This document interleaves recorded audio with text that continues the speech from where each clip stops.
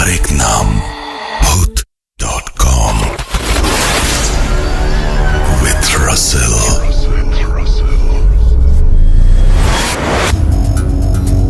যেভাবে লেখা আছে আমি সেভাবেই পড়ে শোনাচ্ছি। প্রিয় রাসেল ভাই, 4 মাস বিরতির পর আবারও ফিরে এলাম। আশা করছি ভালো আছেন এবং নিরাপদে আছেন। দীর্ঘদিন পর আবারও হাজির হলাম সিলেটের একটি সত্য ঘটনা নিয়ে।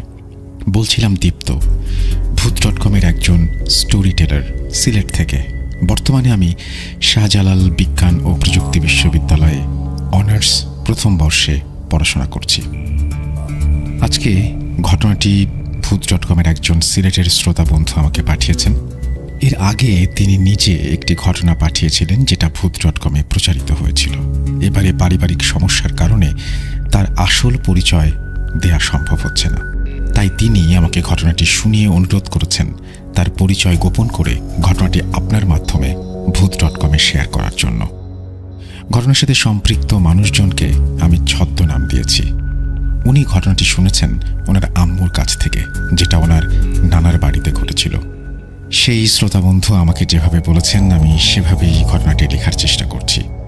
শব্দ চয়ন ও বানানে কোনো ভুল হলে তার জন্য আমি ক্ষমা চেয়ে নিচ্ছি। ঘটনাটি শুরু করার আগে আমার নানার বাড়ির একটু বর্ণনা দিয়ে দিচ্ছি বোঝার সুবিধার্থে। আমাদের নানা বাড়ি সে সময় এক বিশাল বাড়ি ছিল। তার মধ্যে প্রায় 15 থেকে 20% জমিতে ছিল আমাদের বাড়িটা, আর বাকি অংশে ছিল বাগান, বিশাল পুকুর, বড় বড় গাছ, এবং পুকুরের বাড়ি ছিল আমার নানাদের পারিবারিক কবরস্থান এবং একটা মাজার। ঘটনার সময়কাল 1990 সাল। আমার আম্মু তখন সবে এসএসসি পরীক্ষা দিয়েছেন। আগেই বলেছিলাম আমাদের নানা বাড়িতে একটি মাজার ছিল। কোনো এক রহস্যজনক কারণে প্রতিদিন বাড়ি থেকে কাউকে না কাউকে গিয়ে ওই মাজারে সন্ধ্যার সময় একটি মোমবাতি জ্বালিয়ে দিয়ে আসতে হতো। এটা কি কারণে করতে হয় তার উত্তর আমি বাড়ির নানাজনকে জিজ্ঞেস করেও পাইনি। সে সময় আমার নানা বাড়িতে যৌথ পরিবার ছিল। আমার আম্মুরা ছিলেন 6 বোন ও 2 ভাই। সে সময় নানু বাড়িতে আমার আম্মুর 2জন ফুপুও ছিল।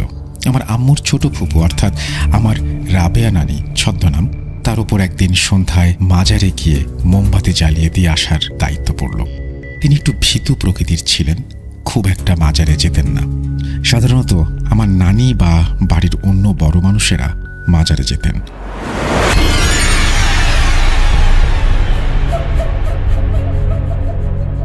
ঘটনার দিন বাড়ির অন্যরা ব্যস্ত থাকার কারণে রাবেয়া নানি অনিচ্ছা সত্ত্বেও যেতে বাধ্য হন। তবে তিনি একা গেলেন না, আমার মাকে বললেন তার সঙ্গে যেতে। আমার আম্মু এর আগেও একা একা মাজারে গিয়েছেন, তাই ওনার তেমন ভয় ছিল না। আম্মু রাজি হয়ে গেলেন। রাবেয়া নানি ও আম্মু মাজারে যাবেন শুনে আমার মায়ের ছোট বোন অর্থাৎ আমার ছোট খালাও যেতে রাজি হলেন। এরপর 3 জন একসাথে সন্ধ্যার পর মাজারে গিয়ে মোমবাতি জ্বালিয়ে দিয়ে এলেন। কোথাও কোনো সমস্যা ছিল না, সবই ঠিকঠাক। মাজার থেকে বাড়িতে আসার কিছুক্ষণ পর যখন এশার ওয়াক্ত শুরু হবে সে সময় বাড়ির সবাই মিলে খেয়াল করলেন আমার ছোট খালা অদ্ভুত ভঙ্গিতে বসে আছেন এবং খুব আস্তে আস্তে ফুঁপিয়ে ফুঁপিয়ে কেঁদে যাচ্ছেন। ধীরে ধীরে তার কান্নার মাত্রা ও গলার স্বরও বাড়তে শুরু করলো। আস্তে আস্তে তার কান্নার মাত্রা বাড়ছে, বই কমছে না। সবাই মিলে জিজ্ঞেস করতে লাগলো কি হয়েছে, কিন্তু ছোট খালা শুধু কেঁদেই চলেছেন, কোনো উত্তর নেই। এভাবে রাত 8টা বেজে গেল।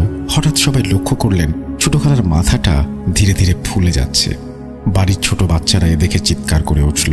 তাদেরকে সরিয়ে দিয়ে আমার আম্মু, বড় ফুপু অর্থাৎ আমার রহিমা নানি ছদ্মনাম, তিনি বলে উঠলেন, যা অবস্থা দেখছি মনে হচ্ছে ওর গায়ে বাতাস লেগেছে। এখানে বলে রাখি, সিলেট অঞ্চলে জিনের দ্বারা পজেসড হওয়াটাকে অনেকেই বাতাস লাগা বলে থাকেন। যাই হোক, আমার রহিমা নানি ছিলেন ধার্মিক ও বুজুর্গ ব্যক্তি, তাই তার কথা কেউ অবিশ্বাস করতে পারলেন না। এদিকে বাড়ি জুড়ে তুমুল হইচই শুরু হয়ে গেল। এর মধ্যে বড়রা সবাই মিলে ঠিক করলো আমার আম্মুকে সাথে নিয়ে রহিমা নানি বাজারে যাবেন বড় মামাকে নিয়ে আসতে। এর কারণ হলো আমার বড় মামা ধার্মিক লোক, তার পাশাপাশি কবিরাজিও জানেন। তিনি এলে নিশ্চয়ই এই সমস্যার সমাধান হবে। এমন সময় দরজায় কড়া নাড়ার শব্দ। দরজা খুলে দেখেন কাকতালীয়ভাবে বড় মামা চলে এসেছেন। সবাই হাঁপ ছেড়ে বাঁচল। বড় মামা সবটা শোনার পর ছোট খালাকে এক নজর দেখেই বুঝে যান কি হয়েছে। ততক্ষণে ছোট খালার হাত পাগুলো অস্বাভাবিক রকম চিকন হয়ে আসছিল। তারপর তিনি ঘরে ঢুকে দরজা বন্ধ করে বেশ কিছু রিচুয়াল পালন করেন। কি হয়েছিল সেটা আম্মুর ঠিক মনে নেই, কিন্তু এটা মনে আছে যে আমার ছোট খালাকে সাদা কাপড় দিয়ে ঢেকে রাখা হয়েছিল, আর সেই সাদা কাপড় ভেদ করে একটা মানুষের অবয়বের মতো বের হয় এবং ধীরে ধীরে সেই অবয়বটি হাওয়ায় ভাসতে ভাসতে ঘরের ঘুলঘুলি ভেদ করে বেরিয়ে যায়। এরপর ছোট খালার শারীরিক অবস্থা ধীরে ধীরে স্বাভাবিক হয়ে আসে এবং তিনি ঘুমিয়ে পড়েন। তারপর বড় মামা হঠাৎ ওয়াশরুমে যাওয়ার কথা বলে উঠে ওয়াশরুমে চলে গেলেন। ওয়াশরুম খুব বেশি দূরে নয়। হঠাৎ দরজায় ঠক ঠক শব্দ। রহিমা রানী দরজার ছিটকেনি খুলে যা দেখল তা দেখে ওনার বিস্ময়ের কোনো সীমা থাকলো না। ব্যাগ ভর্তি বাজার নিয়ে আমার বড় মামা এবং আমার নানা দাঁড়িয়ে আছেন। কি আশ্চর্য! বড় মামা তো এতক্ষণ নিজের কবিরাজি চর্চা করছিলেন, তারপর এইমাত্র টয়লেটে গেলেন। এই সামান্যতম সময়ের মধ্যে মামা কিভাবে এতগুলো বাজার করে নিয়ে এলেন তা কারো মাথায় আসছিল না। এর মধ্যে আমার নানি সহ অন্যরা আসেন এবং সবাই বড় মামাকে দাঁড়িয়ে থাকতে দেখে থ বলে গেলেন। বাড়ির ছোট বড় সবাইকে এভাবে হতভম্ব ও জড় বুদ্ধির মতো দাঁড়িয়ে থাকতে দেখে মামা নিজেই খুব হকচকিয়ে যান। সবার দিকে তাকিয়ে জিজ্ঞেস করলেন, কি হয়েছে? এভাবে আমার দিকে তাকিয়ে আছো কেন তোমরা? মামা ঘরে ঢুকে দেখলেন ছোট খালা মেঝেতে সাদা কাপড় মুড়ি দিয়ে শুয়ে আছেন। মামা জিজ্ঞেস করলেন, কি ব্যাপার? ও এভাবে মেঝেতে শুয়ে আছে কেন? মামার কথায় যেন আচমকাই সবার হুঁশ ফিরে এলো। কেউ যেন কিছুই বুঝতে পারছিল না। এক পলকে নিজেকে সামলে নিয়ে সবাই ছুটলেন টয়লেটের দিকে। সবাই টয়লেটের সামনে গিয়ে আবিষ্কার করলেন টয়লেটের দরজাটা ভেতর থেকে বন্ধ করা, অর্থাৎ ভেতরে নিশ্চয়ই কেউ আছে। মামা নিজেই তো টয়লেটে গিয়েছিলেন। সবাই মিলে দরজা ধাক্কাধাক্কি করতে লাগলো এবং পরে বাইরে থেকে আরো মানুষ আনিয়ে সবাই মিলে দরজা ভেঙে ফেললো। ভেতরে কেউ নেই। সবাই তাজ্জব বনে গেলেন। মামা পুরো ঘটনা শুনে অবাক হয়ে বললেন তিনি এতক্ষণ নানার সাথে কাজে ব্যস্ত ছিলেন। বাসায় আসার কথা তো তার সে সময় মাথাতেই আসেনি। নানাও বড় মামার কথায় সায় দিলেন। তার মানে এতক্ষণ যে রিচুয়ালগুলো হলো সেগুলো বড় মামা করেননি, তাহলে কে করলেন? নানা বাড়ির মানুষজনের মনে এখনও সেই প্রশ্ন রয়ে গেছে। আমার ছোট খালার অবশ্য পরবর্তীতে আর কোনো সমস্যা হয়নি। ওই দিন আসলে বড় মামার রূপে যে এসেছিল এই উপকার করতে, তাকে আজও কেউ চেনে না, তার সম্পর্কে আজও কেউ কোনো কিছু জানে না। রাসেল ভাই, এই ছিল ঘটনা। খুবই সাধারণ একটি ঘটনা, তবুও আশা করছি ভালো লেগেছে। অনেকদিন পর ঘটনা পাঠাতে পেরে আমি নিজেও অনেক খুশি। এবার থেকে আবার আগের মতো নিয়মিত ঘটনা সংগ্রহ করে পাঠানোর চেষ্টা করব।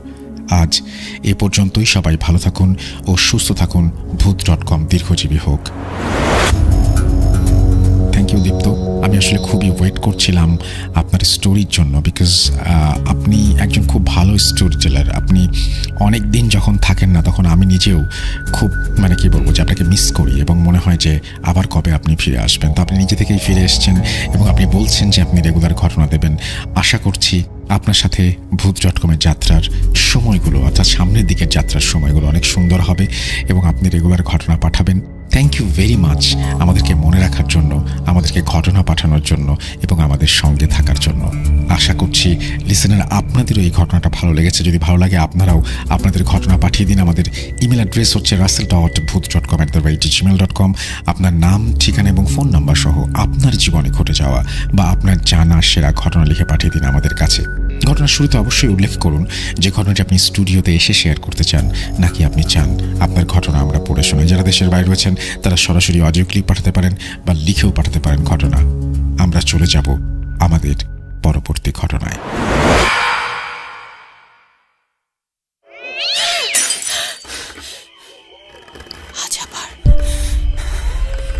শুনতে পাচ্ছেন শব্দটা?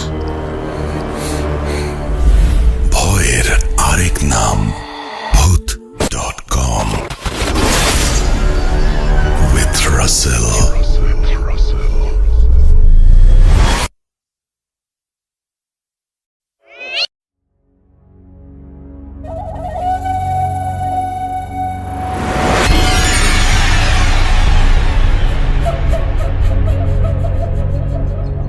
Welcome back. আশা করছি আপনারা সবাই ভালো আছেন এবং ভালোর দলে আছেন। আমাদের আজকে ইমেইল সংখ্যা হচ্ছে মোট 5টি। আপনারা বুঝতে পারছেন, মোট 5টি ইমেল আছে এবং 3টি অডিও ক্লিপ আছে। আমরা সিলেক্ট করেছি 5টি ইমেল এবং 3টি অডিও ক্লিপ। সুতরাং ইমেইলে আবারও ফিরে আসব। তার আগে আমরা একটা ছোট্ট আমরা চাচ্ছিলাম যে একটা অডিও ক্লিপ প্লে করব আপনাদের জন্য, এবং এই অডিও ক্লিপটি আশা করছি আপনাদের ভালো লাগবে। আমরা আরেকটা না হয় ইমেল আপনাদেরকে শুনিয়েই যাই। যদি আপনারা মনে করেন যে একটা ইমেল শুনবেন, শোনাতে পারি, কিন্তু আমার কাছে অডিও ক্লিপগুলো আসলে শোনানোর জন্য খুব ইচ্ছা করছে, কারণ আপনারা যখন অডিও ক্লিপ শোনেন তখন অনেকেই টায়ার্ড হয়ে যান, অনেকে হয়তো তখন আর শোনার মুডে থাকেন না। যাই হোক, আমরা কিন্তু এই স্টোরিটার আমি আসলে আজকে এইটুকু একটু দেখতে চাই, অডিও ক্লিপটা প্লে করে, যে আপনারা থাকেন না, চলে যান, কিছু করার নেই। কারণ আমার অডিও ক্লিপগুলো আসলে খুবই ইম্পর্ট্যান্ট আমার জন্য, কারণ অডিও ক্লিপ যারা পাঠান এটাকে আমি খুব অ্যাপ্রিসিয়েট করি। সো আমি অনেক দিন পরে ইন্ডিয়া থেকে একটা অডিও ক্লিপ পেয়েছি এবং বাংলাদেশ থেকে আরও 2টো অডিও ক্লিপ রয়েছে, যে অডিও ক্লিপগুলো অসাধারণ। আমি আশা করব আপনারা পুরোটা সময় আমাদের সঙ্গে থাকবেন। You never were alone.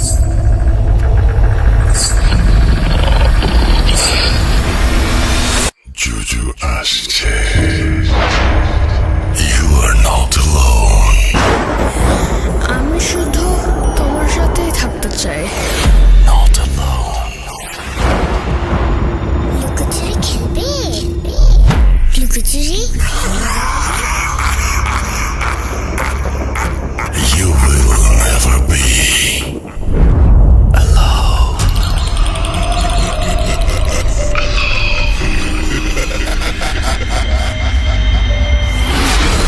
Foot.com. The fear returns with Russell.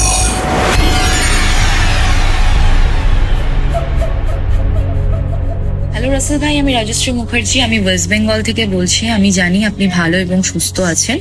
আমি ভূত.com এর সাথে অনেকদিন ধরেই আছি এবং ভূত.com এর সমস্ত ঘটনাই আমার শোনা হয়ে গেছে। আমার প্রচন্ড ভালো লেগেছে এবং আমি চাই যে আমার একটি ঘটনা আপনাকে পাঠানোর জন্য। আপনার ভালো লাগলে আপনি শোনাবেন। তো ঘটনাটি হচ্ছে 2010 সালে। তখন আমার এজ ছিল 10। তো তখন আমার বড় বাবাকে আমি হারাই। বড় বাবা হচ্ছে আমার মায়ের বাবা। তো তখন আমি দিদার কাছেই থাকতাম, আমি মায়ের কাছেই থাকতাম। তো তখন যখন শোনা যায় যে আমার বড় বাবা মারা গেছেন, তখন তাদের দিদাকে নিয়ে আমি তাদের বাড়ি যাই, গিয়ে এবং তাকে দাহ করার জন্য সমস্ত কিছু রেডি করা হয়। রেডি করার পর তাকে দাহ করার জন্য নিয়ে যাওয়া হয়। এবার আমাদের দাহ করতে সময় লাগে। তো দাহ করার পর হিন্দুদের ধর্মে একটি যেটি রিচুয়ালস আছে, সেটি হচ্ছে দাহ করার পর আপনাকে স্নান করতে হয়। তো স্নান করার সময় আমাকে দিদা স্নান করায়নি, যেহেতু আমি তখন ছোট ছিলাম। ছোট থাকার জন্য আমাকে স্নান করায়নি। তিনি আমাকে শুধু গঙ্গা জলে মাথায় ছিটা মেরেছিলেন এবং চুলটা আমার ভিজিয়ে দিয়েছিলেন। তো ভিজিয়ে দেওয়ার পর তারপর থেকেই অস্বাভাবিক কিছু জিনিস আমার সাথে ঘটেছে। সেটি হচ্ছে, আমি যখন দাহ করে বাড়ি ফিরেছি, বাড়ি ফেরার পর থেকেই জিনিসগুলো স্টার্ট হয়েছে। এটা কি বলবো, এটা কোনো অল্প ঘটনা না, এটা আমার লাইফে সব থেকে ভয়ঙ্কর জিনিস। সেটি আমি আপনাকে জানাচ্ছি। সেটা হচ্ছে, আমি বাড়ি আসার পর আমি যখন ঘুমাই, হঠাৎই আমি উঠে বসার পর আমাদের বেডটা ছিল একটা কর্নারে। সেই কর্নারের বেডটার পায়ের দিকেই আমাদের একটা জানালা ছিল। সেই জানালার মধ্যেই আমি গিয়ে হটনট জানালা ধরে বসে পড়ি। ওখানে অনেক বেডশিট বেডের অনেক কিছু রাখা ছিল, তো ওখানে বসার মতন একটা স্পেস ছিল। তো আমি ওখানে গিয়ে বসে পড়ি। বসে পড়ার পর জানালার দিকে তাকিয়ে বসে থাকি। তো আমার দিদা অনেকবারই আমাকে ওখান থেকে নামিয়ে নিয়ে এসে বিছানায় শুয়েছে। বিছানায় শোয়ার পর সকালবেলা যখন আমার দিদা আমাকে জানতে চায় যে তুমি এরকম কেন ওখানে বসেছিলে, তো আমি বলি আমি তো জানি না কিছু দিদা। তো দিদা ব্যাপারটা অস্বাভাবিক লেগেছে, কিন্তু ভেবেছে হয়তো ঘুমের ঘরে ওখানে গিয়ে বসেছি, তখন ছোট ছিলাম। তো আস্তে আস্তে এই জিনিসটা বাড়তে থাকে। তো আমার দিদা একটু ভয় পেয়ে যায়, কেন দিদা ছিলেন বাংলাদেশি।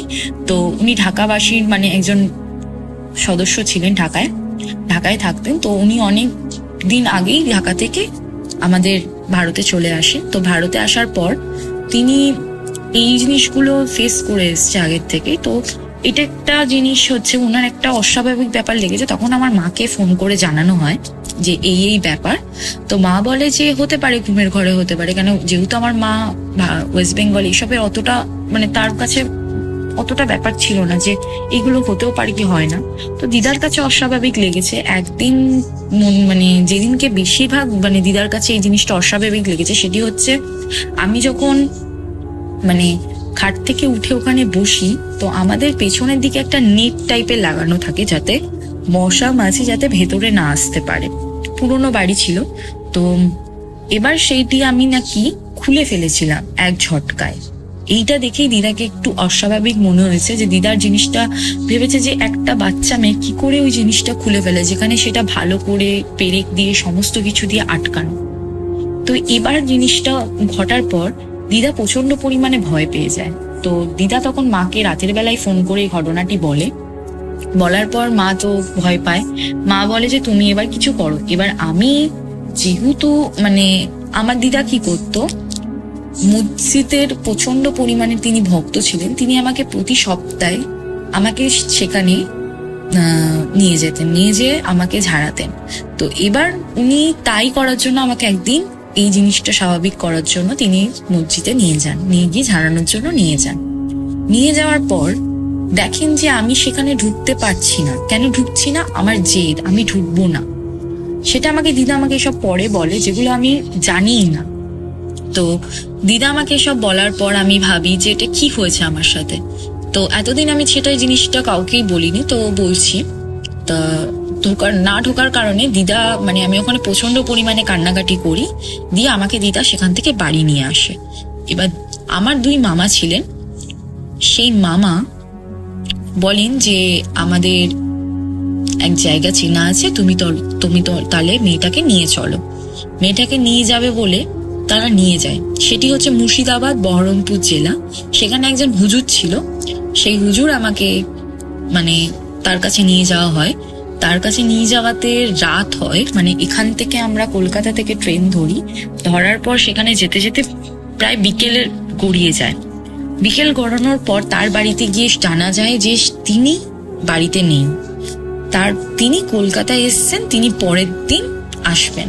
এবার বাড়িতে নেই যেহেতু, আমরা অত দূর গেছি, এবার থাকতে তো হবেই। তো ওর মধ্যে আমার 2 মামা ছিল, সেই মামার এক চেনা পরিচিত বহরমপুরে থাকতে। তো তার বাড়িতে ওঠার কথা সবাই বলল। ঠিক আছে, সবাই যাবেন। তখন বাজে আনুমানিক 7টা, 7:30। অটো করে যাচ্ছিলাম তার বাড়িতে। ওখান থেকে প্রায় 15 কিলোমিটার দূর হবে তার বাড়িটা ওখান থেকে, কেন তিনি ছিলেন টাউনে আর ওনার বাড়িটা ছিল একটু গ্রামের দিকে। তো তখন যেতে যেতে আমার দিদা এটাও আমাকে বলেছে যে কি আমি অস্বাভাবিকভাবে কান্নাকাটি করছিলাম, যে আমি বাড়ি যাব, আমি এখানে যাব না। আর এমন মনে হচ্ছিল যে আমার সামনে তখন কেউ একজন দাঁড়িয়ে আমাকে ডাকছে, মানে আমাকে লিটারালি তার কাছে যেতে বলছে যে আসো তুমি আমার কাছে, এরকম একটা ব্যাপার। আর তখন থেকে যে আমার কান্না স্টার্ট হয়েছে। আমি রাতের বেলা না কিছু খাইনি, কিছু না, মানে আমি ওখানে গিয়ে ফ্রেশ ট্রেশ হইও নি ঠিক করে। হওয়ার পর মানে আমি ওখানে ঢোকার সাথে সাথেই ওনাদের মানে উঠোনে একটা চেয়ার রাখা ছিল, সেই চেয়ারে গিয়ে আমি বসে সেই চেয়ারটির মুখ ছিল একটা মানে বাড়ির বাইরে মুখটা ছিল।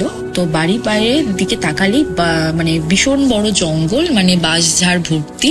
আমি ওখানে বসে শুধু তাকিয়েই রয়েছি, যে মানে আমি ওখানে দেখতে পাচ্ছি যে কেউ একজন দাঁড়িয়ে আছে, আমাকে লিটারালি তখনও ডেকে যাচ্ছে। আমি তখনও দিদা আমাকে যখন জিজ্ঞেস করে যে তুই ওখানে এরকম ভাবে তাকিয়ে আছিস কেন, তখনও আমি ওনাকে বলি যে আমাকে কেউ ডাকছে, আমাকে ওখানে ডাকছে, আমি এখানেই বসবো, আমি ঘরে ঢুকবো না।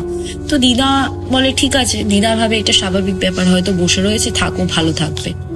এবার বসে ওখানে প্রায় 1-1:30 বেজে গেছে, তখনও আমি ওখানে বসেই রয়েছি। আমি তখনও তার ঘরেই ওখানে দাঁড়িয়ে রয়েছি, মানে বসে রয়েছি। এবার দিদা হট করে বললো কি রে, ঘুমাবি না? খেলি তো না, ঘুমিয়ে পড়। তখন আমি বললাম যে না, আমি তখনও ওখানে বসেই থাকবো, আমি ওখানেই তাকে দেখে যাচ্ছি। দিদা তখন একটু তিতবিরক্ত হয়ে আমাকে বললো তুই যাবি কি না বল।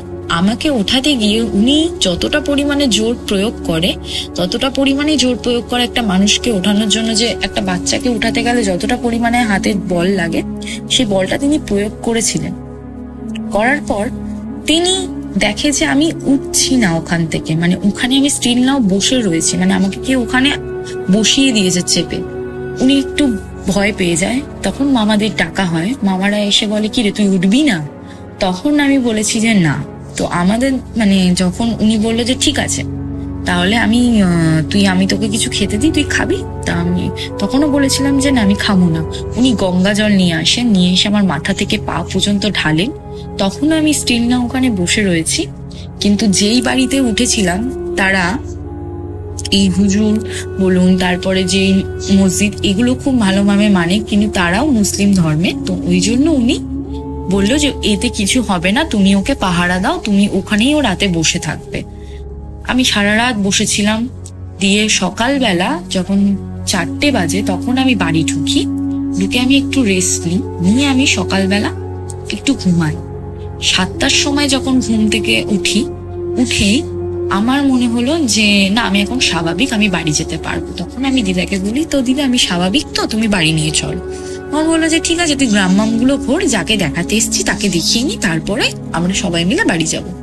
ঠিক আছে হলো। দিয়ে এবার কি ঘটনাটি হলো সেটা, আমি যখন তাদের ছোট ছোট বাচ্চারাও ছিল, তখন আমিও বাচ্চা, তাদের সাথে আমি ঘুরতে বেরিয়েছি গ্রাম দেখবো বলে। কেন আমি কলকাতায় থাকতাম, তো আমি গ্রামের ব্যাপারে সেরকম কিছুই জানতাম না। তো কলকাতাতে থাকাকালীন আমাদের গ্রাম ঘোরাও হয়নি কোনোদিনও, তো গ্রামে ঘুরতে বেরিয়েছি। তো রাসেল ভাই আমি যখন বাড়ি ফিরছি, মানে ওদের বাড়িতে ফিরছি, তখন দেখি একটা পুকুর পাড় আছে। সেই পুকুর পাড়ের পাশ দিয়ে আমি আসার সময় এমন মনে হলো যে পুকুরের পাড় থেকে কেউ যেন আমাকে পা ধরে নিচে নামিয়ে নিয়েছে। নিচে নামাতেই আমি পড়ে গেছি। আমি সাঁতার জানি না। তো যেই বাচ্চাগুলো আমার সাথে গেছিল সেই বাচ্চাগুলো আমাকে টেনে ওঠায়। আমি বাড়িতে আসি কাদাময় গা নিয়ে। তো বাড়িতে এসে আমার মা, তখন আমার দিদা জিজ্ঞেস করে যে কি ব্যাপার, এইরকম কি করে হলো? তখন ওরা সমস্ত কিছু খুলে বলে। তখন আমার দিদা আরো ভয় পেয়ে যায়, দিয়ে বলে যে না আমি এক ফোঁটা আমার মেয়েকে এখানে রাখবো না, আমি এক্ষুনি হুজুরের কাছে নিয়ে গিয়ে ওনাকে দেখাবো ওকে। আমি হুজুরের কাছে যাই। হুজুরের কাছে যাওয়ার পর হুজুর বলে যে তোমার কি হয়েছে? আমি যখন ওনাকে সমস্ত কিছু অল্প অল্প, মানে তখন আমি ছোট, তখন আমি কি বলবো, তখন আমার দিদাই সমস্ত কিছু খুলে বলে। আমি বলি আমি এরকম পুকুরে পাড় দিয়ে আসছিলাম, দিয়ে এরকম ঘটনা আমার সাথে ঘটেছে। উনি বললো ঠিক আছে। দিয়ে এবার কি হয়েছে ঘটনাটি, উনি বলল যে ঠিক আছে আমার বাড়ির পেছনেও একটা পুকুর আছে, তুমি এক কাজ করো। উনি আমাকে একটা লেবু দিয়েছিল রাসেল ভাই, সেই লেবুটা উনি বলেছিল পুকুরের মধ্যে ফেলে দাও, কিন্তু পেছনে তুমি তাকাবে না। পুকুরের পেছনে আমি ফেলে দেওয়ার পর আমি পেছনেও তাকাইনি, কিন্তু এমন মনে হলো যেন আমাকে কোনো হাওয়া বা কোনো জিনিস আমাকে পেছন দিয়ে ডাক দিল, মানে আমার পিঠের উপরে কেউ হাত দিল। আমি ভয়ে তখন ঘরে চলে আসি। ঘরে আসার পর তখন আমার দিদাকে বলা হয়, উনি অনেক তাবিজ মাবিজ করে দিয়ে উনি বলেন যে পুকুরের পাশে একটা গাছ আছে, সেই গাছের তলায় পেতে দিয়ে এসো। গাছের তলায় পুঁতে দেওয়ার পর সেই জিনিসগুলো পুঁতে দেওয়ার পর তখন আমার দিদা দেখে সেই লেবুটি লাল হয়ে তোমার পুকুরের ওপরে ভেসে উঠেছে। তখন দিদা মানে ওই জিনিসটা দেখে পেছনে চলে আসে। তখন দিদা অনুভব করে যেন কেউ যেন আমার নাম ধরছে। তখন উনি বাড়িতে, মানে ওনার বাড়িতে ঢুকে এইসব ঘটনা বলে ঠিক আছে তুমি যাও, আর কিছু হবে না তোমার মেয়ে। তো আমার দিদা তখন ট্রেন ধরে, সকালবেলা ছিল ঘটনাটি হয়েছে, তখন ট্রেন ধরে উনি বাড়ি চলে আসেন। বাড়ি চলে আসার পর ব্যাপারটা তখনও মেটেনি। তখনও জিনিসটি দেখছো আমার দিদা যে স্বাভাবিক হয়নি। তখনও দেখে যে আমি ঘুম থেকে উঠে পড়ি। এখন দেখে যে আমি সোজা ব্যালকনিতে গিয়ে দাঁড়িয়ে পড়ি। ব্যালকনিতে গিয়ে দাঁড়িয়ে থাকি ঠাই। এবার জিনিসটা হলো, সেই হুজুরকে আবার ফোন করা হলো। তিনি বলেন যে আমি জানি এরকম কিছু একটা হতে পারে, তো উনি বললো আমি আপনার বাড়ি যাব। উনি বললো যে, তখন আমার দিদা বললো ঠিক আছে আপনি কালকে তাহলে আমার বাড়িতে আসুন। তো দিদা বিরক্ত হয়ে ওনাকে বলেছিল যে ওর তো ঠিকই হয়নি, তাহলে আপনি কি করলেন? উনি বললো যে আমি জানতাম এরকম কিছু একটা হবে, তো আমি আপনার বাড়ি যাব। তো উনি আমাদের বাড়ি এলো। বাড়ি এসে রাসেল ভাই উনি বললো যে তোমরা সবাই বাড়ির থেকে বেরিয়ে যাও, বাড়িতে আমি একা থাকি, আমি দেখি যে কি হবে। উনি সমস্ত কিছু করার পর আমাকে আর আমার দিদাকে ডাকলো, তখন আমার মা উপস্থিত ছিলেন, মাও ছিল। দিয়ে তখন উনি দেখেন, উনি বলেন যে আপনার মেয়েকে জিনে ভর করেছে, তিনি হচ্ছেন ভালো জিন, আপনার মেয়েকে ছেড়ে যেতে চাইছে না। তখন বলছে যে আমার দিদা বলছে যে ও তো এখন ছোট, তাহলে ওকে যদি এই অবস্থায় জিনের কাছে থাওয়া থাকে তাহলে তো ও তো ভবিষ্যৎ কোনো কিছুই না, ওকে তো ছেড়ে যাবে না। তখন উনি বলেন যে ঠিক আছে। তখন উনি আমাকে একটা মানে চক্রের মধ্যে উনি একটা বৃত্তাকার আঁকেন, একে আমাকে ওর মধ্যে বসান, বসিয়ে তিনি জিনটাকে বলেন, মানে তিনি জিনটাকে ডাকেন, কিভাবে ডাকেন জানি না রাসেল ভাই, আমি সেটা দেখিও নি, তখন আমার এতটা মনেও নেই। উনি জিনের সাথে যে কথা বলছেন বা মানে সারা ঘরের মধ্যে একটা ঠান্ডা হাওয়া এবং অনুভব করছি, যেমন একটা শীতকালের হাওয়া থেকেও ঠান্ডা হাওয়া, এরকম একটা অনুভব আমি করতে পারছিলাম। তখন উনি জিনের সাথে কথা বলে বলেন যে ও তো এখন ছোট, তুমি ওর সাথে থাকবে কি করে? বলছে না, আমার ওকে ভালো লেগেছে, আমি ওকে ছেড়ে যাব না। তাহলে উনি বলেন যে না, তোমাকে তো ওকে ছেড়ে যেতেই হবে, কেন ও এখন ছোট, ওর ভবিষ্যৎ আছে, ওর পড়া আছে, পড়াশোনা আছে, ওর এখন বিয়ে হবে কিছুদিন বড় হওয়ার পর। তো উনি বলেন, তখন উনি বলছেন যে তখনও নাকি জিনটা ওনাকে বলেছে যে না, উনি ছেড়ে যাবেন না। তখন উনি কিছু একটা করে ওই জিনকে মানে রাজি করায় যে হ্যাঁ উনি ছেড়ে যেতে রাজি, কিন্তু আমার অংশেও মানে আমার শরীরের কোনো একটা অংশ উনি নিয়ে যাবেন। উনি বললেন যে কি অংশ নিয়ে যাবেন? তো উনি বলেন যে ওর তো আমি এখন ছোট, ওর তো আমি কোনো ক্ষতি করবো না, কেন আমার ওকে ভালো লাগে, তাই এক কাজ করো, তুমি ওর চুল কেটে আমাকে দিয়ে দাও। তখন আমার দিদা আমার চুল কেটে একটা হাড়ির মধ্যে দিয়ে দেয়, দিয়ে সেই হাড়িটিকে বলে নদীতে ভাসিয়ে দিতে। উনি সেই নদীতে ভাসানোর আগেই দেখে আমার দিদা, তখন দেখে যে চুলটি নদীতে ভাসানোর আগে চুলটি মনে হলো যে ওর মধ্যে নেই চুলটি, কিন্তু তাও দিদা ভাসিয়ে দেয়, কেন উনি খোলেননি, খুললে যদি কোনো বিপদ হয়। তারপর থেকে রাসেল ভাই আমি এখনো পর্যন্ত সুস্থ, ভগবান করুক আমার সাথে কোনো সেরকম কিছু হয়নি। কিন্তু একটা কথা হুজুর আমাকে বলেছিলেন যে তুমি যাই করো মা, কিন্তু তুমি কখনো বিপদে পড়বে না, তুমি ভালো থাকবে। তারপরে উনি দিদাকে একটা কথা বলেছিলেন, যেটা আমি পরে শুনতে পাই, যেটা আমি বড় হওয়ার পর যখন আমার 18 বছর হয়, আমি ঘটনাটি আবার যখন দিদার কাছে রিপিট ভাবে শুনি, তখন আমাকে দিদা বলে যে তোর সাথে উনি সারা জীবনই থাকবেন, কিন্তু উনি তোকে ভালোর জন্য থাকবেন, কিন্তু উনি তোকে কোনোদিনও ক্ষতি করবেন না। এটাই ছিল আজকে আমার ঘটনা। আমি জানি না কতটা ভালো করে আমি বলতে পেরেছি, যাই বা ভুল ত্রুটি হোক আপনি একটু মার্জনা করে নেবেন। আমি চাই যে আপনি একটু পড়ুন বা শুনুন এই জিনিসটা, আমি চাইছি আপনি লিসেনারদেরও শোনান এই জিনিসটা। আমি খুব খুব ধন্যবাদ আপনাকে যে আপনার গল্প শোনার পর আমি নিজের ঘটনাটা আপনাকে খুলে বলতে পারি। তো থ্যাংক ইউ সো মাচ।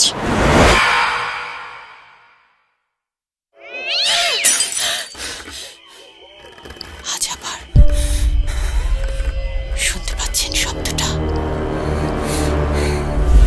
ভয়ের আরেক নাম ভূত.com with Russell.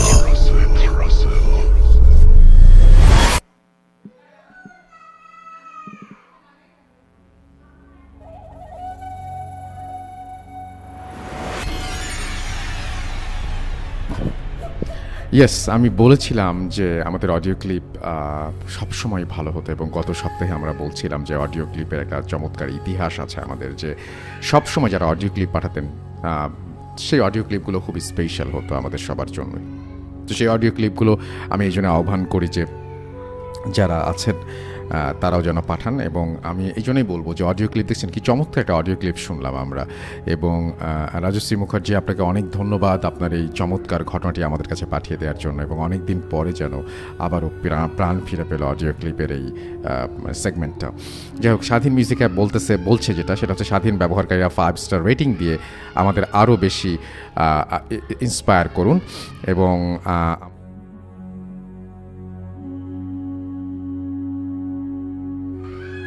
অ্যান্ড আমি দেখতে পাচ্ছি যে এইখানে আরও অনেকেই আছেন, যেমন হচ্ছে উৎসব খন্দকার আছেন এখানে, রাজশাহী নিউ মার্কেট থেকে তিনি শুনছেন আমাদেরকে। এছাড়াও আমাদের সাথে আছেন দেখতে পাচ্ছি, এছাড়াও আরও অনেকেই, যেমন হচ্ছে এখানে এখানে তৌফিকুর রহমান আমাদের সাথে আছেন। আসসালামু আলাইকুম রাসেল ভাই, ঢাকা খিলগাঁও গোরান থেকে শুনছি। ওয়ালাইকুম সালাম, আপনাকে অনেক ধন্যবাদ শোনার জন্য। রাফি আছেন আমাদের সাথে আছেন দেখতে পাচ্ছি জিল্লুর রহমান সুমন, আমাদের সাথে আছেন দেখতে পাচ্ছি মাহাতির নিলয়, আছেন আমাদের সাথে রিফাত বাবা, আছেন আমাদের সাথে আরও অনেকেই, এবং আপনাদের প্রত্যেককেই আমরা জানাচ্ছি নববর্ষের শুভেচ্ছা, এবং আশা করছি যে নববর্ষের শুভেচ্ছাটা আপনাদের সবারই প্রাপ্য আজকে। এবং এখনও পর্যন্ত আমরা শুরুই করেছিলাম আজকে নববর্ষের একটা লাইভ দিয়ে, এবং শেষ করছি আপনাদেরকে শুভেচ্ছা জানিয়ে। তো আপনারা অনেকেই কমেন্ট করছেন, যারা কমেন্ট করেননি তারাও কমেন্ট করুন। আমি স্বাধীন মিউজিক অ্যাপের পেজ থেকে যেমন পড়ছি, আমাদের ফেসবুক পেজ থেকেও আমি আপনাদের একটু আমাদের আজকের এপিসোডে সব কিছু পড়ে শোনাতে চাই। এবং আমি দেখতে পাচ্ছি যে এখানেও অনেকে লিখছেন আমাদেরকে, এবং আমাদের সাথে যারা আছেন তাদেরকে অনেক ধন্যবাদ আমাদের সাথে থাকার জন্য এভাবে। এবং আমি দেখতে পাচ্ছি যে আমাদের যে লাইভটা রয়েছে আজকে, সেই রাতের বেলা একটা লাইভ করেছিলাম আমরা, সেই লাইভটা নিশ্চয়ই আপনারা দেখেছেন। তারপরে আমরা আজকের আবার একটা পোস্টও দিয়েছি, সেখানে অনেকে কমেন্ট করছেন। মোহাম্মদ মেহেদি হাসান লিখেছেন আমাদেরকে, মিশু আছেন আমাদের সাথে লিখেছেন ওয়েট করছি। মোহাম্মদ সীমান্ত তালুকদার আজকে কি আসবে, মানে কি আসবে আমি ঠিক জানি না, কারণ হচ্ছে যে আপনারা আমরা শোতে তো সবসময় আসি। আমাদের সাথে আছেন দেখতে পাচ্ছি নূর মুহাম্মদ, আছেন আমাদের সাথে সোহেল হুসাইন। আসসালামু আলাইকুম রাসেল ভাই। ওয়ালাইকুম সালাম। এবং তিনি কুমিল্লার 19 নম্বর ওয়ার্ডের ঢুলিপাড়া থেকে শুনছেন আমাদেরকে। আমাদের সাথে আছেন দেখতে পাচ্ছি এছাড়াও সৌরভ রুস্তম আমাদের সাথে আছেন দেখতে পাচ্ছি। এছাড়াও এমডি তসলিম মোল্লা আছেন আমাদের সাথে দেখতে পাচ্ছি। মোহাম্মদ তোফায়েল আহমেদ আছেন, প্রসেনজিৎ বালা আছেন আমাদের সাথে, আমিনুল ইসলাম শান্ত আছেন আমাদের সাথে দেখতে পাচ্ছি, সাইফ, এছাড়াও আছেন মেহেদি হাসান, আছেন আমাদের সাথে এলিসা আমাদের সাথে আছেন, ইহাব ফেরদৌস আছেন আমাদের সাথে, সাব্বির হোসেন, সাকিব আছেন আমাদের সাথে, বাইজিদ খান আছেন আমাদের সাথে আছেন মোহাম্মদ নাজমুল হক আমাদের সাথে আছেন দেখতে পাচ্ছি, মাহিয়া মৌ, এছাড়া আমাদের সাথে আছেন শুভ, আমাদের সাথে আছেন দেখতে পাচ্ছি আহমেদ হৃদয় সহ আরও অনেকে। Thank you very much. আমরা চলে যাবো একটা আমাদের ইমেইলে, এবং একটা ইমেইল পড়ে শোনাচ্ছি আপনাদেরকে। আশা করছি এই ইমেইলটা আপনাদের ভালো লাগবে। চলুন কথা না বাড়িয়ে সরাসরি ইমেইলে যাওয়া যাক। আপনারা শুনছেন ভূত.com, আমি রাসেল আছি সাথে।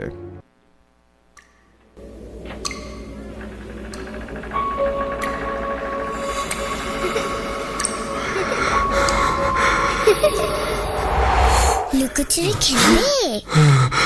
লুকোচুরি তুমি লুকাও, আমি ঠিকই তোমাকে খুঁজে পাবো।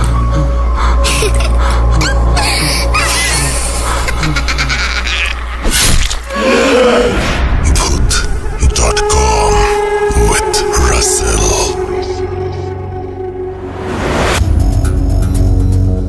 যেভাবে লেখা আছে আমি ঠিক সেভাবেই পড়ছি। আশা করছি আপনাদের ভালো লাগবে ঘটনাটি। আসসালামু আলাইকুম রাসেল ভাই, আশা করি ভালো আছেন। আমার নাম শিমলা, কিছু ব্যক্তিগত কারণে ঠিকানা না বলার অনুরোধ রইল। তারপরে তিনি ব্র্যাকেটে ঠিকানা জানিয়েছেন, সেটা আমি পড়ছি না। তারপরে তিনি লিখছেন, বর্তমানে আমি অনার্স প্রথম বর্ষের শিক্ষার্থী।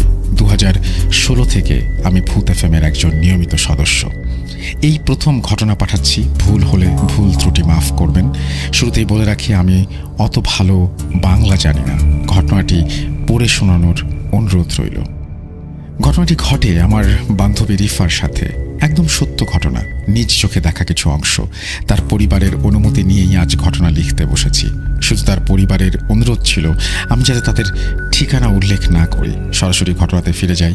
ঘটনাটি ঘটে এই বছরের 1 মাস আগে, মানে জুলাইতে।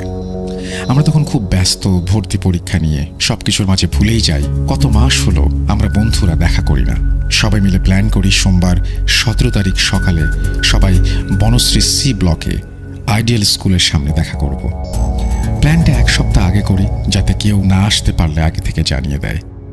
দেখা করার একদিন আগে রিফাকে ফোন দিলে তার নাম্বার বন্ধ বলে। তারপর আমি তার মায়ের নাম্বারে ফোন দেই। তার মা ফোন তুলে বলে সে নাকি খুব অসুস্থ। তাই আমরা সিদ্ধান্ত নেই আমাদের দেখা করা শেষে তার বাসায় যাব 2 বান্ধবী মিলে। যেই ভাবা সেই কাজ, আমরা তার পরের দিন সবাই লাঞ্চ করে বিদায় নিই। আমার এক বান্ধবী রোজাকে সাথে করে নিয়ে যাই। রিফা, আমি আর রোজা কলেজ থেকে খুব ভালো বন্ধু। বাসায় যেতেই তার মা দরজা খুলে বিস্মিত চোখে আমাদের দিকে কিছুক্ষণ তাকিয়ে থাকে এবং ভেতরে আসতে বলে। আমরা ভেতরে ঢুকে সরাসরি তার রুমে প্রবেশ করি। দেখে আমরা দুজনে অবাক, এ কি অবস্থা! কিছুদিন আগেই না এক বান্ধবীর বিয়েতে দাওয়াত খেতে দেখলাম তাকে। বেশ ভালোই স্বাস্থ্য ছিল তার, এখন তো চেনাই মুশকিল। একটু বর্ণনা দেই। আমার সেই বান্ধবীর উচ্চতা ছিল 4 ফিট 9 ইঞ্চি, দেখতে খুবই সুন্দর, গায়ের রং ফর্সা, দেখলে যে কারো নজরে পড়বে। এগুলো ভাবতে ভাবতেই তার মা লেবুর শরবত বানিয়ে আমাদের খেতে দিলেন। দেখেছো কি অবস্থা করে রেখেছে নিজের শরীরে, সারাদিন কিছুই খেতে চায় না, নিজের কোনো যত্ন করে না, গোসল করে না আজ অনেক দিন যাবত। এত গরমে গোসল না করলে কিভাবে বাঁচে মানুষ বলো? আমি তার অবস্থা দেখে বুঝে গিয়েছিলাম কিছু একটা তার সাথে ঘটছে, যেটি সে কাউকে বলতে পারছে না। আন্টি রুম থেকে বের হয়ে যায়। আজ সন্ধ্যা পর্যন্ত থাকবা তোমরা, আমি তোমাদের চা নাস্তার ব্যবস্থা করছি। আমরা আন্টিকে বাধা দিলাম না, কারণ বাধা দিলে সে আমাদের সাথে গল্প করতে বসে যেত, আর আমরা চাইছিলাম উনি যাতে বেরিয়ে যান রুম থেকে, তাহলে আমরা তাকে জিজ্ঞেস করতে পারবো তার কি হয়েছে। যেই আন্টি রুম থেকে বের হলো, আমরা তাকে জিজ্ঞাসা করলাম তার কি হয়েছে। সে বলে, কই কিছু না তো। আমরা অনেক জোরাজুরি করি তাকে, তবে তার সেই একটাই কথা, সে জানে না কিছুই। আমরা তাকে আবারও জোরাজুরি করি এবং নানা রকমের প্রশ্ন করি। তার মা বলেন সবই হচ্ছে তার কল্পনা। রাতে উল্টাপাল্টা দেখতো আর ভয় পেত, ভূতের সিনেমা দেখতো, ভূত FM শুনতো, তাই রাতে ভয় পায়। আমি কতবার বলেছি তাকে সূরা পড়ে ঘুমাতে, এগুলো সব কলেজ ফাঁকি দেবার ধান্দা। এই বলে তার মা আবার রুম থেকে বেরিয়ে চলে যায়। আমি আর আমার বান্ধবী রোজা সিদ্ধান্ত নেই আজ রাতে আমরা তার সাথে থাকবো। আমি আমার বাসায় ফোন দিয়ে জানালাম, মা অনেক বকাবকি করে আর বলে এখনই বাসায় ফিরতে। আমি উপায় না পেয়ে রোজাকে বলি সারা রাত তার পাশে জেগে থাকতে, যাতে কোনো দুর্ঘটনা না ঘটে। আমার মাথায় ছিল হয়তো তার ফ্যামিলির কেউ তাকে জ্বালাতন করে এবং কোনো একটা কাহিনী আছে। রোজা প্ল্যান ছিল রাতে নিরিবিলি তাকে জিজ্ঞাসা করবে সেই সমস্যার কথা। বাকিটা রোজার মুখে শোনা।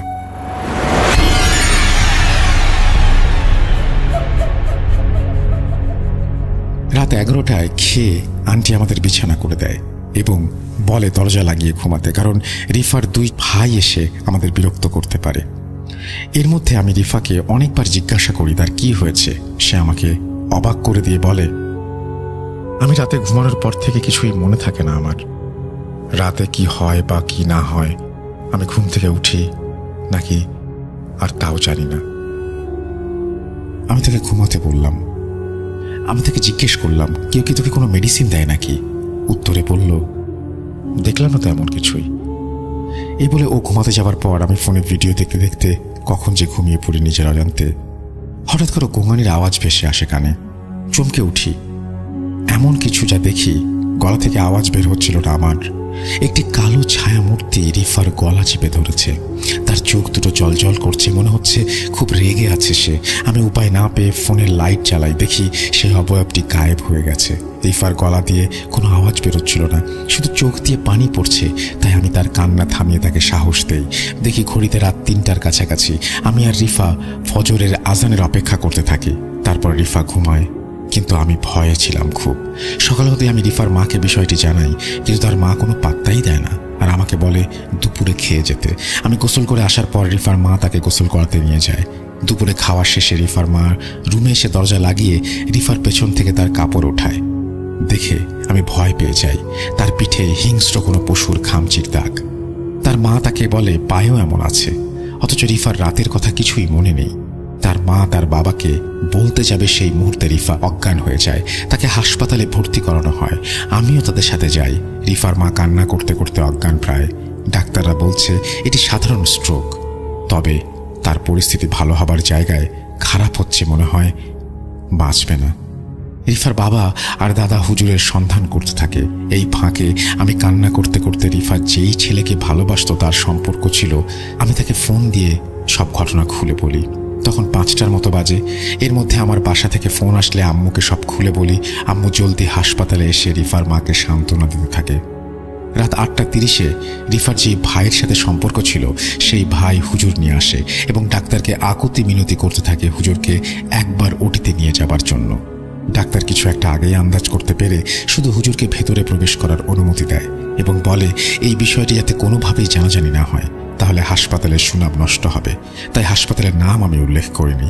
30 মিনিটের মধ্যে হুজুর এসে যা বললেন তা উপস্থিত কেউ কল্পনাও করতে পারেনি। হুজুর বললেন এটি একটি বদজিন। সে একদিন রাতে তাদের বাসার চিপা গলি দিয়ে চলাচল করতে গিয়ে রিফাকে জানালা দিয়ে দেখে তার খুব পছন্দ হয়। পরে জিন জানতে পারে রিফার আরেক ছেলের সাথে সম্পর্ক আছে। এটি জেনে জিন বেশ অসন্তুষ্ট হয় এবং সেই ছেলের ক্ষতির চেষ্টা করে। এর মধ্যে ভাইয়া 1 সপ্তাহ অসুস্থ থাকে আর হুজুর দেখিয়ে তাবিজ নেয়। ফলে জিনটি ভাইয়ার কোনো ক্ষতি করতে না পেরে রিফাকে দিয়ে তার সম্পর্ক শেষ করায় আর রিফাকে বারবার বিয়ের প্রস্তাব দিতে থাকে। রিফা না করলে সে ক্ষেপে যায় আর রিফা যাতে তার কাছ থেকে আলাদা থাকতে না পারে তাই রাতে তার সাথে ঘটে যাওয়া সব ঘটনা ভুলিয়ে দেয় জিনটি। বারবার রিফাকে না করায় জিনটি রেগে যায় আর রিফাকে মারার সিদ্ধান্ত নেয়। তবে মারতে পারেনি গতকাল রাতে আমার জন্য। হুজুর যদি আজ না আসতো, রিফার আজই শেষ দিন ছিল। আর জিনটিকে হুজুর বন্দি করে তার সাথে নিয়ে যায় এবং রিফাকে একটি তাবিজ হাতে বেঁধে দিয়ে যায়। বলে কখনো এই তাবিজ না খুলতে, কারণ সেই জিনের পরিবাররা রিফার ক্ষতি করতে পারে। রিফার ওপর নাকি তারা ক্ষিপ্ত আর রিফার পুরো পরিবারকে তাবিজ দিয়ে তাদের ক্ষতি হতে পারে এই বলে রিফাদের বাড়ি বন্ধ করে দিয়ে যায়। বলে আজ থেকে সে সুস্থ হতে থাকবে। এই ঘটনা শোনার পর আমি ভয় পেয়ে যাই রিফার বাড়িতে যেতে। কিন্তু 1 সপ্তাহ পর আমি আর রোজা যাই রিফার সাথে দেখা করতে। তার সেই পিঠের দাগগুলো দেখে ভয় পেয়ে যাই। আমি বলার ভাষা হারিয়ে ফেলি। এই ছিল ঘটনা রাসেল ভাই। ভালো লাগলে অবশ্যই পড়ে শোনাবেন লিসনারদের আর আমাকে জানিয়ে দেবেন। এরপর তিনি তার ফোন নাম্বার এবং ইমেল অ্যাড্রেস শেয়ার করেছেন। থ্যাংক ইউ ভেরি মাচ ঘটনা পাঠানোর জন্য। আশা করছি ঘটনাটি আপনাদের ভালো লেগেছে এবং আমি আশা করব যে আপনারাও ঘটনা পাঠাবেন একইভাবে russell.bhuth.com@gmail.com এই অ্যাড্রেসে। যাই হোক, আমরা চলে যাব আমাদের পরবর্তী ঘটনায়।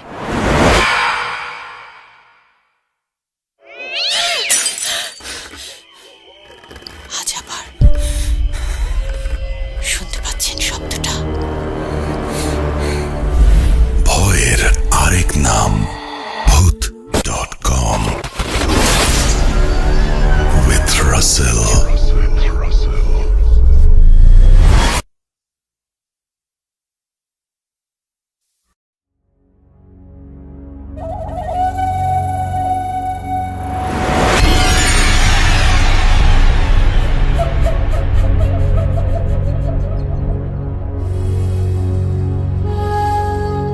Welcome back. আরও একবার আপনাদের সবাইকে স্বাগত জানাচ্ছি। আমি রাসেল। আশা করছি সবাই ভালো আছেন এবং ভালোর দলে আছেন। আমি ভালো আছি এবং ভালোর দলে আছি। এবং আজকে এই মুহূর্তে আমি যেটা করতে চাই সেটা হচ্ছে আরও একটা ইমেইল আপনাদের শোনাতে চাই এবং সেই ইমেলটাও আমি আসলে পড়ে শোনাবো। আমি এতক্ষণ পর্যন্ত আশা করব যে আপনারা ভালো আছেন। আজকে আমরা প্রথম ইমেইলের পরে আমরা আসলে একটা অডিও ক্লিপে যাই এবং তারপরে আমরা একটা অডিও ক্লিপের পরে আমরা আবারও একটা ইমেইলে চলে যাই এবং তারপরে ফাইনালি আমরা যেটা করি সেটা হচ্ছে যে এখন আরেকটা ইমেইলে যাচ্ছি।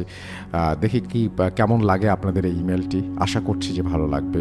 এটা আমাদের আজকের এপিসোডের 3য় ইমেল এবং এরপরে আমরা আর একটা অডিও ক্লিপে যাব। সুতরাং পুরোটা সময় আমাদের সঙ্গে থাকবেন আশা করি। কথা না বাড়িয়ে সরাসরি চলে যাচ্ছি ঘটনায়।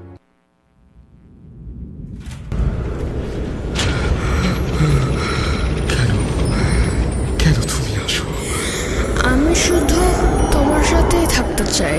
কিভাবে সম্ভব? মৃতদের এই পৃথিবীতে থাকতে নেই। তুমি তুমি চলে যাও, চলে যাও, প্লিজ চলে যাও। সবটাই কি ইলুশন, নাকি অন্য জগতের কেউ কখনো হাজির হয়ে যায় চোখের পলকে? bhuth.com with Russell. যেভাবে লেখা আছে আমি সেভাবেই পড়ছি। আসসালামু আলাইকুম রাসেল ভাই, আশা করছি ভালো আছেন। আমি মোহাম্মদ মেহেদি হাসান। bhuth.com-এর শ্রোতাদেরকে জানাই আন্তরিক শুভেচ্ছা। অনেক বছর ধরে ভূত এফএম শুনি, বাট কখনো কোনো ঘটনা লিখে পাঠানো হয়নি। বর্ণির বাউর নিয়ে করিম চাচার ঘটনাটা শোনার পর মূলত ঘটনাটা পাঠানোর ইচ্ছা জাগে। আমার বাড়ির ডুঙ্গিপাড়ার কুশুলি গ্রামে, মূলত আমাদের গ্রামের পাশ দিয়ে বয়ে গেছে বাউরটি। আমাদের কুশুলি ইসলামিয়া উচ্চ বিদ্যালয় এবং কুশুলির হাট এই বাউরের পাশে অবস্থিত। আজ আমি যে ঘটনাটি বলবো সেটা আমার এক দাদাকে নিয়ে। স্টুডিওতে এসে ঘটনা বলা আমার পক্ষে সম্ভব নয়, তাই আমি চাই আপনি এই ঘটনা পড়ে শোনান। আমি এবং আমার গ্রামের কয়েকজন মিলে আমরা দাওয়াতে তাবলিগের কাজে যাই পাশের গ্রামে। আমরা যে মসজিদটিতে যাই তার পাশেই ছিল একটি কবরস্থান। রাতে একা ওয়াশরুমে আমির সাহেবের যাওয়া নিষেধ ছিল। কেউ একজন সেটাকে উপেক্ষা করে। আমির সাহেব তখন তাকে খুবই বকাবকি করেন। এই পরিপ্রেক্ষিতে কথা প্রসঙ্গে দাদা তার জীবনে ঘটে যাওয়া লোমহর্ষক রক্তহীন করা ঘটনাটি বলতে শুরু করেন। দাদা তখন সবেমাত্র বিয়ে করেছেন। বর্ণি বাওরের একদমই পাশে ছিল ওনার বাড়ি। বাওরে কাঠা ঘিরে মাছ ধরে উনি জীবিকা নির্বাহ করতেন। কাঠা হচ্ছে গাছের ডালপালা ফেলে কচুরিপানা আটকিয়ে জাল দিয়ে ঘিরে মাছ ধরা হয়, যেটাকে আমাদের স্থানীয় ভাষায় কাঠা বলা হয়।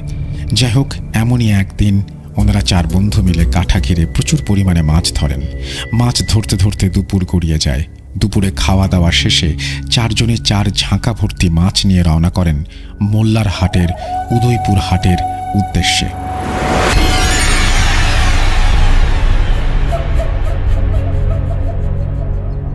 তখনকার সময়ে রাস্তাঘাট বলতে ছিল মেঠো পথ, আর যানবাহন না থাকায় 8-10 কিলোমিটার পথ তাদের পায়ে হেঁটেই যেতে হতো। হাটে যেতে যেতে তখন প্রায় সন্ধ্যা। ল্যাম্প এবং হ্যারিকেনের আলোয় আলোকিত হয়ে গেছে জনবহুল সেই হাট। বর্ণির বাওরের মাছের অনেক নাম ডাক থাকায় তারা খুব ভালো দামেই মাছগুলো বিক্রি করে বের হন বাড়ির উদ্দেশ্যে। তখন রাত আনুমানিক 10টা। আবার 8-10 কিলোমিটার পথ পায়ে হেঁটে বাড়ি ফিরতে হবে। এই ভেবে সবাই খুব জোরে জোরে হাঁটতে শুরু করেন। এদিকে অমাবস্যার রাত, আকাশে মেঘের গর্জনের সাথে সাথে বজ্রপাতের বিকট আওয়াজ, গুড়ি গুড়ি বৃষ্টি, সব মিলিয়ে একটা গা ছমছমে পরিবেশ। তখনকার সময় রাত নামতেই যেন ঘুমিয়ে পড়তো পুরো গ্রাম। তো হাঁটতে হাঁটতে যখন তারা গ্রামে ঢুকবে, তখন গ্রামের আগে সুইচ গেট নামের একটা জায়গা ছিল। ওখানে আসার পর 4 জনের মধ্যে 2 জন তাদের আত্মীয় বাড়ি রাতে থেকে যাবে বলে সিদ্ধান্ত নেয়। বাকি একজনও পাশেই শ্বশুরবাড়ি বিথায় সেখানে থাকতে যায় এবং দাদাকে বলে সামনের পথটুকু ভালো নয়, একা যাওয়া ঠিক হবে না, তাই রাতটা ওখানে ওনার শ্বশুর বাড়িতে থেকে যেতে বলেন। কিন্তু দাদা তখন নতুন বিয়ে করেছেন, বাড়িতে দাদি একা আছে, এই ভেবে বাড়িই যাবেন বলে সিদ্ধান্ত নেন। মূলত উনি ছিলেন খুবই সাহসী, তাই 7-5 না ভেবে একটা বিড়ি ধরিয়ে মাছের খালি ঝাঁকাটা মাথায় নিয়ে হাঁটা শুরু করেন। প্রসঙ্গত বলে রাখা ভালো, আমাদের গ্রামটা অনেক বাঁশঝাড় ও বন জঙ্গলে ভরা ছিল, আর ওই সময় তো আরও বেশি ঘন জঙ্গল ছিল, জনবসতিও কম ছিল। হাঁটতে হাঁটতে যখন উনি আম বাগান নামের একটা বিশাল বাগানের কাছে আসেন, তখন দূর থেকে সেই শেয়াল এবং কুকুরের ডাক ভেসে আসছিল। এমন ভয়ানক ডাক যা শুনে ওনার বুকটা কেঁপে উঠল। উনি মনে মনে ভাবল, শেয়াল কুকুরের ডাক আজ এমন ভয়ঙ্কর লাগছে কেন? তারপর উনি একা একা হাঁটছেন, তাই হয়তো এমন মনে হচ্ছে এই ভেবে কাছে থাকা শেষ বিড়িটা ধরিয়ে হাঁটতে শুরু করলেন। বাগানের মাঝামাঝি আসলে উনি অনুভব করেন বাগানের মধ্য দিয়ে কেউ একজন ঝোপঝাড়ে শব্দ করে ওনার দিকে এগিয়ে আসছে। উনি দাঁড়িয়ে পড়েন, শব্দটাও থেমে যায়। উনি মনের ভুল ভেবে আবারও হাঁটা শুরু করেন। বাগানটা পার হবেন, এমন সময় পেছন থেকে কেউ বলে ওঠে, সব মাছ বিক্রি করে আসলি, কিছুই রাখলি না? এটা শুনে ওনার সমস্ত শরীর ভয়ে শিউরে ওঠে। উনি তখন পিছনে না তাকিয়ে আরও জোরে জোরে হাঁটতে শুরু করলেন। কিছু দূর আসার পর একটা রাস্তার 3 রাস্তার মোড়, সেখানে ওই মোড়ে ছিল বিশাল বাঁশঝাড়। মোড়ে আসলে উনি দেখতে পায় বিশাল বাঁশঝাড়টি পুরোপুরি আস্তে আস্তে শুয়ে পড়ছে এবং পাশের জঙ্গলে হঠাৎ করে ঝড় শুরু হয়ে গেছে। উনি তখন বুঝতে পারেন আজ ওনার সাথে খুবই খারাপ কিছু ঘটতে চলেছে। এরপর উনি দোয়া পড়তে শুরু করেন। হঠাৎ বাঁশঝাড়টি আবার ওপরে উঠে যায়। এই দেখে উনি সাহস করে যেই না নিচ দিয়ে যেতে চায়, তখনই বাঁশঝাড়টি আবারও ওনার ওপরে ওঠে। উনি আল্লাহর নাম নিয়ে দেখেন কয়েকটা অদ্ভুত কুকুরের মতো প্রাণী ঝাঁকার মধ্যে কর্মর আওয়াজে ঝাঁপিয়ে পড়ল। উনি আবার হাঁটা শুরু করলেন। এবার উনি সামনে যে ভয়ঙ্কর অংশটুকু ছিল, সেটা ছিল বুনো বাগান নামক একটা ভয়ঙ্কর জঙ্গল। মূলত পূর্বে ওখানে বুনো নামক সনাতন ধর্মী এক উপজাতি বাস করত, যারা ছিল প্রচণ্ড শক্তিশালী এবং সুঠাম দেহের অধিকারী। ওখান থেকেই ওই বনের নাম বুনোর বাগান। তো দাদা যখন ওই বাগানের পাশ দিয়ে হাঁটা শুরু করেন, তখন উনি অনুভব করেন পেছন থেকে এক অতিকায় দানব ওনাকে জড়িয়ে ধরেছে, যার সারা শরীর ছিল বড় বড় লোমে ভরা। বজ্রপাতের আলোতে উনি স্পষ্ট তার লোমশ হাত দেখতে পান।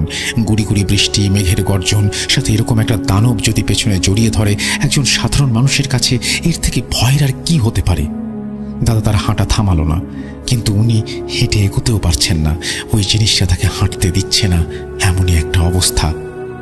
হঠাৎ ওই দানবটা কেন যেন কোনো জোর করছে না, বরং শুধু দাদাকে জড়িয়ে ধরে আছে। দাদার মনে হচ্ছে উনি ওটাকে পিঠে করে নিয়ে যাচ্ছেন। এবার বুনোর বাগান পার হয়েই ধানের জমির আইল দিয়ে কিছু দূর গেলেই দাদার বাড়ি। দাদা যখনই সেই আইলে নেমে হাঁটা শুরু করলেন, তখনই ওই জিনিসটা প্রচণ্ড শক্তি নিয়ে দাদাকে টেনে হিঁচড়ে ধানের জমির পাশে একটা ডোবায় নিয়ে চুবাতে শুরু করলো আর বলল, সব মাছ কেন বিক্রি করলি? আমার মাছ কই? দাদার তখন আর কিছুই করার ছিল না, কারণ ওর শক্তির কাছে সে অসহায়। এভাবে অনেকক্ষণ পার হয়ে যায়। হঠাৎ ধানের জমিতে পানি দিতে আসা দুজন লোক ডোবার কাছে আওয়াজ শুনতে পেয়ে এগিয়ে এসে দেখে দাদা ডোবার ভেতরে পড়ে আছে। আর ওই জিনিসটিও ওই দুজনের আশার টের পেয়ে দাদাকে ছেড়ে চলে যায় এবং বলে, কপাল ভালো, কপাল ভালো, বেঁচে গেলি। এরপর ওই লোকগুলো দাদাকে ধরাধরি করে তার বাড়িতে নিয়ে যায়। দাদা তখন হুঁশ ছিল না এবং পরদিন দুপুরবেলা দাদার জ্ঞান ফিরল। ওনার কাছে জানতে চাওয়া হয় কি হয়েছিল ওনার সাথে। উনি সবাইকে সবকিছু খুলে বলেন।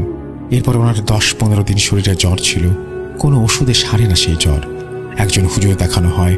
হুজুর ওনাকে ঝাড়ফুঁক দিয়ে পানি পড়ায় একটি তাবিজ দেন এবং বলেন ওটা একটা দুষ্ট জিনের কাজ ছিল। ওনার কপাল ভালো যে খারাপ কিছু হয়নি। এরপর দাদা আর কোনোদিন মাছ ধরতে হাঁটে যাননি। এই ছিল আমার ঘটনা। ভালো লাগলে পড়ে শোনাবেন। ঘটনা বড়, নতুন হওয়ায় গুছিয়ে লিখতে পারলাম না, এজন্য সবার কাছে ক্ষমা চেয়ে নিচ্ছি। আমার ঘটনাটি সিলেক্টেড হলে প্লিজ আমাকে জানাবেন। এরকম আরও অনেক ঘটনা আছে আমার কাছে, বর্ণির বাউর কেন্দ্রিক। সময় করে লিখে পাঠাবো। সবাই ভালো থাকবেন, ধন্যবাদ।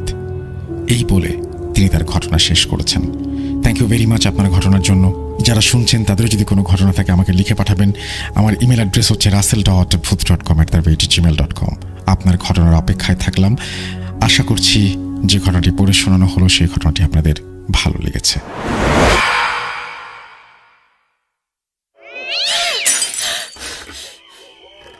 আজ আবার শুনতে পাচ্ছেন শব্দটা?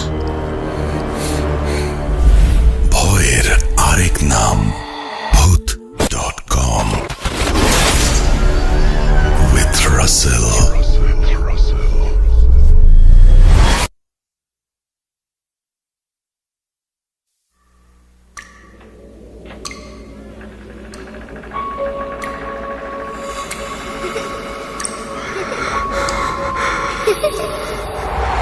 লুকোচুরি খেলবে? লুকোচুরি? তুমি লুকাও, আমি ঠিকই তোমাকে খুঁজে পাবো।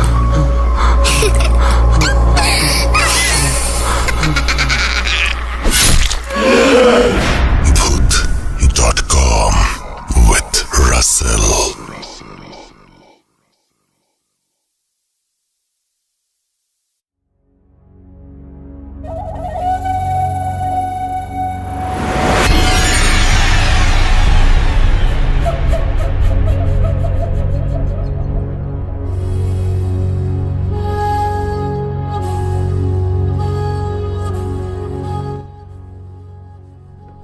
Welcome back.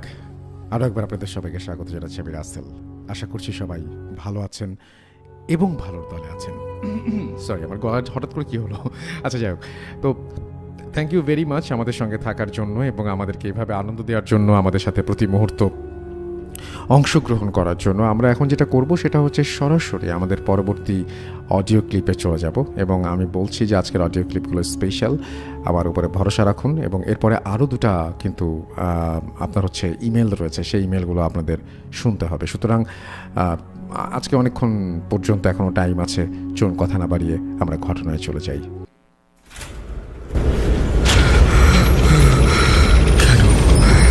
কেন তুমি আসো?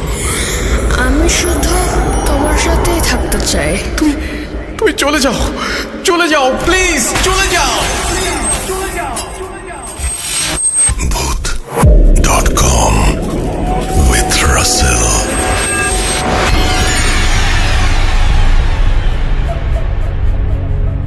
আসসালামু আলাইকুম রাসেল ভাই।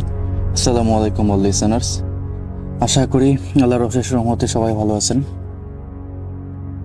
আমি ভূত এফএমে এর আগেও দুটো ঘটনা পাঠিয়েছিলাম, সবগুলোই সিলেক্টেড হয়েছে। তো সেই অনুপ্রেরণা থেকে আজকে আরও একটা ঘটনা রেকর্ড করতে বসে গেলাম। আসলে একটা ঘটনা বললে ভুল হবে, খণ্ড খণ্ড কয়েকটা ঘটনা। কিছু ঘটনা আমার সাথে ঘটে যাওয়া, কিছু ঘটনা আমার রিলেটিভসদের সাথে ঘটে যাওয়া, কিছু ঘটনা কালেক্টেড। এরকম কিছু ঘটনা নিয়ে আজকে হাজির হয়ে গেলাম আবারও ভূত এফএমের কাছে, সরি ভূত.com-এর কাছে। তো কথা হচ্ছে, আমি প্রথমেই আমার ঘটনা দিয়ে শুরু করি। আমার ঘটনাটা এরকম, আমি পড়ালেখার সুবাদে একটা সময় আমার নানু বাড়িতে থেকে পড়াশোনা করতাম। তো আমার নানু বাড়িটা হচ্ছে কিশোরগঞ্জের কোনো একটা গ্রামে। তো কথা না বলে আমি ঘটনায় চলে যাই। ঘটনাটা হচ্ছে এরকম, আমি আমার যে বেডটাতে ঘুমাইতাম সেই রাতের ঘটনাকে কেন্দ্র করে, তো একদিন রাতে আমি ঘুমাচ্ছি, হঠাৎ করে আমার ঘুমটা ভেঙে গেল। তা আমি দেখতেছি, ঘুমটা ভাঙার কারণ হচ্ছে আমি দেখতেছি যে আমার আশপাশ দিয়ে ছোট একটা বাচ্চা, ফ্রক পরা, সাদা একটা ফ্রক পরা ছোট একটা বাচ্চা ঘুরতেছে আর কান্না করতেছে যে খাটের উপরে উঠবে। তো আমার সবসময় আগে থেকে অভ্যাস, আমি মশারি টানায় ঘুমাতাম রাতে। তো মশারি টানানো ছিল, তখন আমার মনে হচ্ছে যে বাচ্চাটা কান্না করতেছে এবং মশারির আশপাশ দিয়ে ঘুরতেছে, এই কারণেই যে সে মশারির জন্য আমার খাটে বা আমার এখানে আসতে পারতেছে না। তো চারপাশ দিয়ে ঘুরতেছে আর কান্না করতেছে, খাটের উপরে উঠবে মশারি ক্রস করে। তো আমিও কোনো কিছু চিন্তা ভাবনা না করে এত রাতে, মানে আমাদের বাসায় কোনো ছোট বাচ্চা নেই, আমি আর আমার নানু থাকি, আর কেউই নেই। এত বড় একটা বাড়ি, আর কোনো মানুষের অস্তিত্ব নেই। আমার মাথায় তখনও এটা কাজ করলো না, এই ছোট বাচ্চা আসলো কোত্থেকে, এই বাচ্চাটা আমার রুম পর্যন্ত আসলো কিভাবে, আমার খাটের চারপাশে ঘুরতেছে কেন, ও খাটে উঠবে কেন, এত কিছু আমি চিন্তা না করে আমি কি করলাম, মশারি তুলে দিয়ে বাচ্চাটাকে হাত ধরে মানে আমি খাটের উপর তুলে নিলাম এরকম। তো একটা সময় হলো কি, যখন আমি এই কাজটা করলাম সাথে সাথেই মনে হলো যে আমি জাস্ট বিছানার মধ্যে শুয়ে পড়ছি, অ্যান্ড আমি আমার না হাত নাড়াইতে পারতেছি, না পা নাড়াইতে পারতেছি, কোনো কিছুই না, জাস্ট চোখ নাড়াইতে পারতেছি, কিন্তু কথাও বলতে পারতেছি না। বাচ্চাটা গায়েব। তো তখন বুঝতে পারলাম যে স্লিপ প্যারালাইজড বা বোবায় ধরা যেটাকে বলে, আমার সাথে ঠিক সেটাই হয়ে গেছে। এবং আমি নিজের হাতে ধরে সেই বোবাকে নিজের কাছে স্বাগতম জানাইছি, নিজের তুলে ধরে নিয়ে আসছি। তো তখন আমাকে ধরছে, আমি কথাও বলতে পারতেছি না, আমি কথা নড়তেও পারতেছি না, আমার দম বন্ধ হয়ে যাওয়ার উপক্রম হয়ে গেছে প্রায়। এখন আমি কি করি, একটা সময় দম বন্ধ হয়ে যাবে, আমি দেখি যে আমি শ্বাস ফেলতেই পারতেছি না। এখন আমার কি করা উচিত? অনেক আল্লাহ করতেছি, অনেক আল্লাহকে ডাকতেছি, যতটুকু মনে মনে দোয়া দূরত পড়ার চেষ্টা করতেছি, কিন্তু হচ্ছে না, উল্টাপাল্টা পড়তেছি। তো একটা সময় আমাদের নানু বাড়ি থেকে মসজিদটা বেশি দূরে ছিল না। একটা সময় ফজর ওয়াক্তের আজান হওয়ার জন্য মাইকে ইমাম সাহেবের অ্যানাউন্সমেন্ট হয়, দেন আজানটাও হয়। ওই সময়টার মধ্যেই ওই জিনিসটা আমাকে ছেড়ে চলে যায়, জাস্ট আমি ফ্রি হয়ে যায়, হালকা ফিল করি। এবার আমি কথা বলতে পারতেছি, সব কিছুই করতে পারতেছি। তো আমি ওইটা আহামরি ভয় পাই না, আমি জাস্ট তখন উঠে একটু নিজে কথা বলা ট্রাই করি যে আমি আদৌ কথা বলতে পারতেছি কিনা, দম ফেলতে পারতেছি কিনা, এটা চেক করি। দেখলাম না, আলহামদুলিল্লাহ আমি সুস্থ আছি, কিছু হয়নি। তো তখন আবার পানি খেয়ে ঘুমায় যাই। এই ছিল ছোট একটা ঘটনা আমার সাথে। আরও একটা ছোট ঘটনা আছে, সেটা আমার সাথেই ঘটে যাওয়া। তো আমার সেকেন্ড ঘটনা হচ্ছে আমার সাথে ঘটে যাওয়া ঘটনাটা অনেকটা এরকম। এটাও যে আমার ঘুমের অবস্থায় আমার এখন হতে পারে, আমি যে দুটো ঘটনা এখন বলতেছি দুটোই আমার হ্যালোসিনেশন হতে পারে, বাট আমি ক্লিয়ারলি স্পষ্ট ফিল করছি। এটার সায়েন্টিফিক কোনো ব্যাখ্যা থাকতে পারে, বাট আমি যেটা ফিল করছি আমি সেটাই শেয়ার করতেছি। সেটাও এখন আমি বর্তমানে লিং রোডের যে বাসাটা আছি সেটাকে কেন্দ্র করে। তো সেখানেও আমি প্রতিদিনের মতো খাওয়া দাওয়া শেষ করে এসে ঘুমাচ্ছিলাম রাতে। তো আমার শরীরও খারাপ ছিল না, আমি অতটাও সিক ছিলাম না, সুস্থ ছিলাম, সুস্থ মানুষ। খাওয়া দাওয়া করে ঘুমাইতে গেলাম। তো হঠাৎ করে রাতে ঘুমের মধ্যেই আমি ফিল করতে পারতেছি কেউ একজন আমার ডান হাত ধরে টানতেছে। আমি আমার রুমের বর্ণনাটা একটু দেই। আমার বাম সাইডের হচ্ছে রুমের মেইন ডোর, মানে আমার বাসার মেইন ডোর, অ্যান্ড পা বরাবর হচ্ছে আমার রুমের ডোরটা। তো ওই দরজাটা খোলাই ছিল, রাতে খুলেই ঘুমিয়ে গেছিলাম, অফ করে নি। তো আমার পাশেই আমার আরও একজন রুমমেট থাকে, রুমমেট প্লাস কলিগ। তো আমি ঘুমাচ্ছিলাম, তখন আমার মনে হচ্ছে আমার ডান হাত ধরে কেউ আমাকে টেনে ঘুম থেকে তুলে নিয়ে যাচ্ছে আমার পা বরাবর যেই আমার রুমের ডোরটা সেই দিকটায়, আমি এটা ফিল করতে পারতেছি। তো একটা সময় অবচেতন মনে আমার ঘুমটা ভেঙে যায় একদম স্পষ্টই ঘুমটা ভেঙে যায়। যখন ঘুমটা ভেঙে যায় তখন আমি দেখতেছি আমার ডান হাতটা ধরে কেউ আমাকে টেনে ধরে ওইদিকে নিয়ে যাচ্ছে এবং শোয়া থেকে আমাকে অলরেডি বসায় ফেলছে এবং আমাকে আমার পা বরাবর যে রুমের ডোর ওইদিকে টেনে নিয়ে যাচ্ছে, ওইদিকে আবার ওয়াশরুমটা, তো ওয়াশরুমের ডোরটাও খোলা ছিল, তো আমাকে ওই দিক টেনে নিয়ে চলে যাচ্ছে, এটা আমি স্পষ্ট ফিল করতে পারতেছি। তো তখন আমি কোনো কিছু না ভেবেই জাস্ট আমার বাম হাত দিয়ে ডান হাতটাকে চেপে ধরলাম, ধরে কথা হচ্ছে আমার নিজের হাতটা নিজেরকেই টেনে ছোটাতে হবে। তো আমি একটা কথা বলি যে আমি কেন নিজের ডান হাতকে টান দিয়ে ছোটাচ্ছি না, আমি বাম হাত দিয়ে কেন টেনে ধরলাম সেটা আমি আপনাকে বলি। আমার মনে হচ্ছে আমার ডান হাত টোটাল পুরোটাই অবশ হয়ে গেছে, কোনো কিছু কাজ করতেছে না, আমার হাতে কোনো শক্তি পাচ্ছি না, আমি টানবো বা জোর খাটাবো কোনো কিছুই আমার হাতে আমি ফিল করতে পারতেছি না। তো তখন আমি কোনো কিছু চিন্তা ভাবনা না করতে পেরে আমি আমার বাম হাতটাকে ডান হাত দিয়ে ধরি এবং বাম হাতটা দিয়ে ডান হাতটাকে ধরি, তারপর সেটাকে হ্যাঁচকা টান দিয়ে ছোটায় ফেলি। এবং আমি যে আমার ডান হাতটা বাম হাত দিয়ে হ্যাঁচকা টান দিয়ে ছোটাইছি কোনো একটা অদৃশ্য কিছু একটা থেকে, সেই হাতটা ছোটানোর পর একটা ঝাঁকুনিতে আমি আমার রুমের পাশের যে দেয়ালটা ছিল আমার বেডের, ওই দেয়ালের সাথে আমার ডান হাতের বাড়ি লাগে, একটা ধাক্কা লাগে, দেন সেটাতে আমি ব্যথাও পাই আমার ডান হাতটায়। তো আমার মনে হচ্ছে যে আমি যদি এটা ঘুমের মধ্যে কোনো স্বপ্ন দেখতাম বা হ্যালোসিনেশন হতো, তবে আমি নিজের হাতটা অবশ ফিল করতেছি, তারপর বাম হাত দিয়ে টান দিয়ে সেই কোনো একটা যেটা দেখা যাচ্ছে না অদৃশ্যমান সেটা থেকে আমার হাতটা ছুটিয়ে নিলাম, তারপর যে আমি ধাক্কাটা খেলাম হাতে এবং ব্যথাটা পেলাম, সম্পূর্ণটা তো কল্পনা হতে পারে না, সম্পূর্ণটা তো আমার মনের ভুল হতে পারে না। তো এই দুইটা স্পষ্ট আমার মনে আছে যে দুইটা ঘটনা আমার সাথে ঘটে গেল।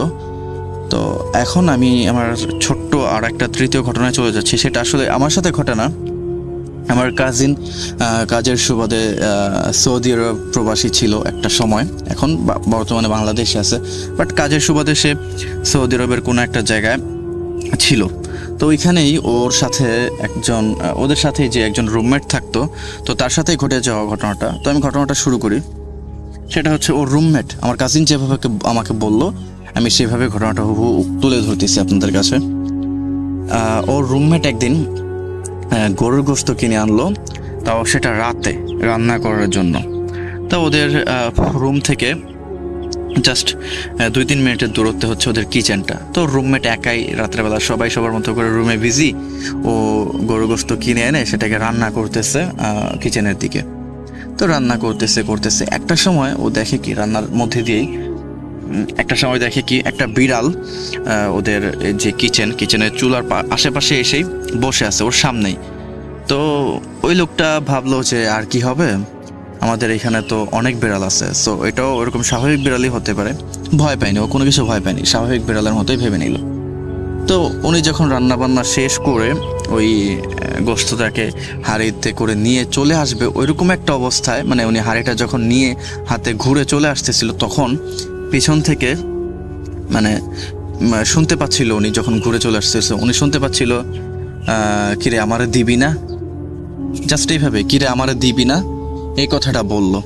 তা উনি পিছনে ঘুরে তাকায় দেখলো কিরে কেউ নাই, আসলে কি কথা বলতেছে, হয়তো ভাবছে রুমমেট কেউ একটা ফান করতেছে, হয়তো ও ভুলও শুনতেছে, এরকম হতে পারে, যেহেতু অনেক রাত ও রান্নাবান্না করছে ক্লান্ত, হয়তো হ্যালোসিনেশন হতে পারে। ও নিচে এটা বলে সান্ত্বনা দিল, কিন্তু তখন ও স্টিল বিড়ালটা বসা ছিল।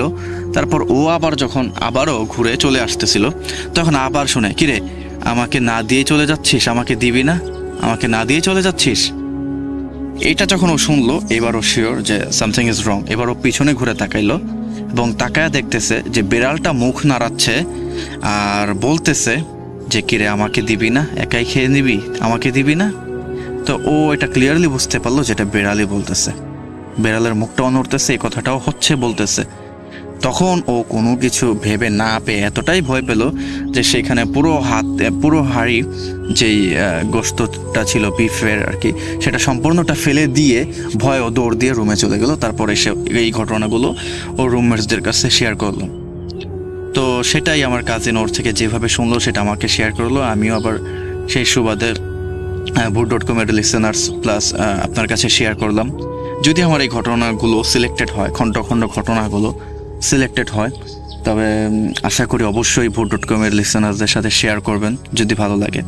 ঘটনাগুলো খুব একটা ভয়ঙ্কর না, হয়তো খুব একটা ভয়ের মতোও না, কিন্তু যাদের সাথে ঘটে যায় তারা তো বুঝতে পারে যে তাদের সাথে কি ঘটলো। তো এটাই ছিল খণ্ড খণ্ড কয়েকটা ঘটনা। আরও কিছু খণ্ড খণ্ড ঘটনা আছে, কিন্তু সেগুলো কোনো এক সময় পাঠিয়ে দিব, না হয়তো ভয়েস ক্লিপটার যে লেন্থ সেটা অনেকটা বড় হয়ে যাবে। তাই এখানেই শেষ করতেছি। সবাই ভালো থাকুন, সুস্থ থাকুন। ভূত FM দীর্ঘজীবী হোক। আসসালামু আলাইকুম।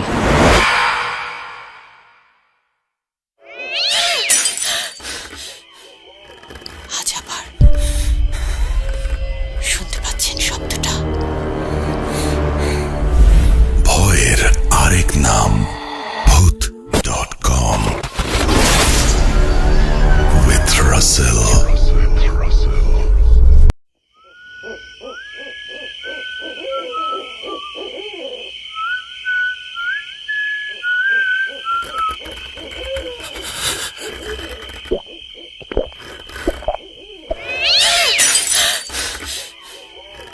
আজ আবার শুনতে পাচ্ছেন শব্দটা? আমার আয়নার ভেতরে রোজ এভাবেই আসে।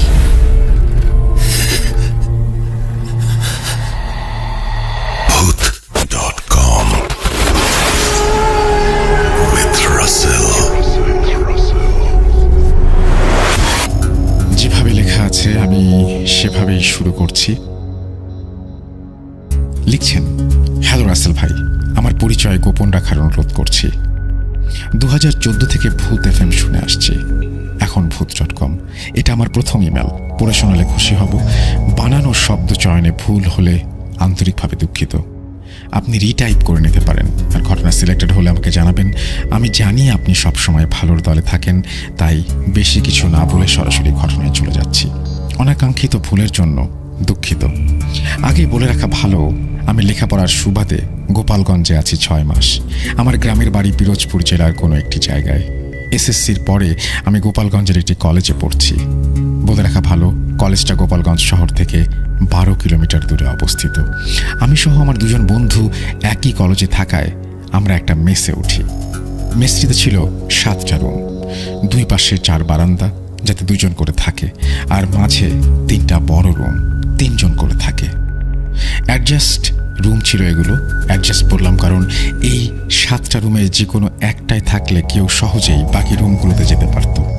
কিন্তু একদম উত্তর দিকে একটা মাঝের রুমও একটা বারান্দা আছে যেটা আলাদা, যে রুমে ঢুকতে হলে একটা গেট দিয়ে ঢুকতে হবে। এক কথায় সেটা সেপারেট রুম। বলে রাখা ভালো, এর পরে থেকে একটা পুরাতন কবরস্থান। সেপারেট রুম থেকে 3-5 মিটার দূরত্ব তার। আমরা 3 জন হওয়ায় আমি ও আমার ফ্রেন্ডরা এই 3 জন সেপারেট রুমে উঠি, এবং 3টা বেডে একটা অপারেটর সাথে, এবং 3টা বেডই একটার সাথে অপরটা লাগিয়ে থাকতে শুরু করলাম। রুমে একটা জানালা ছিল আর 2টা দরজা ছিল। জানালার পাশে নিপু ছদ্মনাম, তার ডান পাশে আমি, এবং তার ডান পাশে কৌশিক। এগুলো সবই ছদ্মনাম। প্রথম 1 মাস কোনো সমস্যা হয়নি, সবই ভালো ছিল। আমরাও আস্তে আস্তে থাকা শুরু করলাম। ঘটনা ঘটা শুরু হলো 1 মাস পর।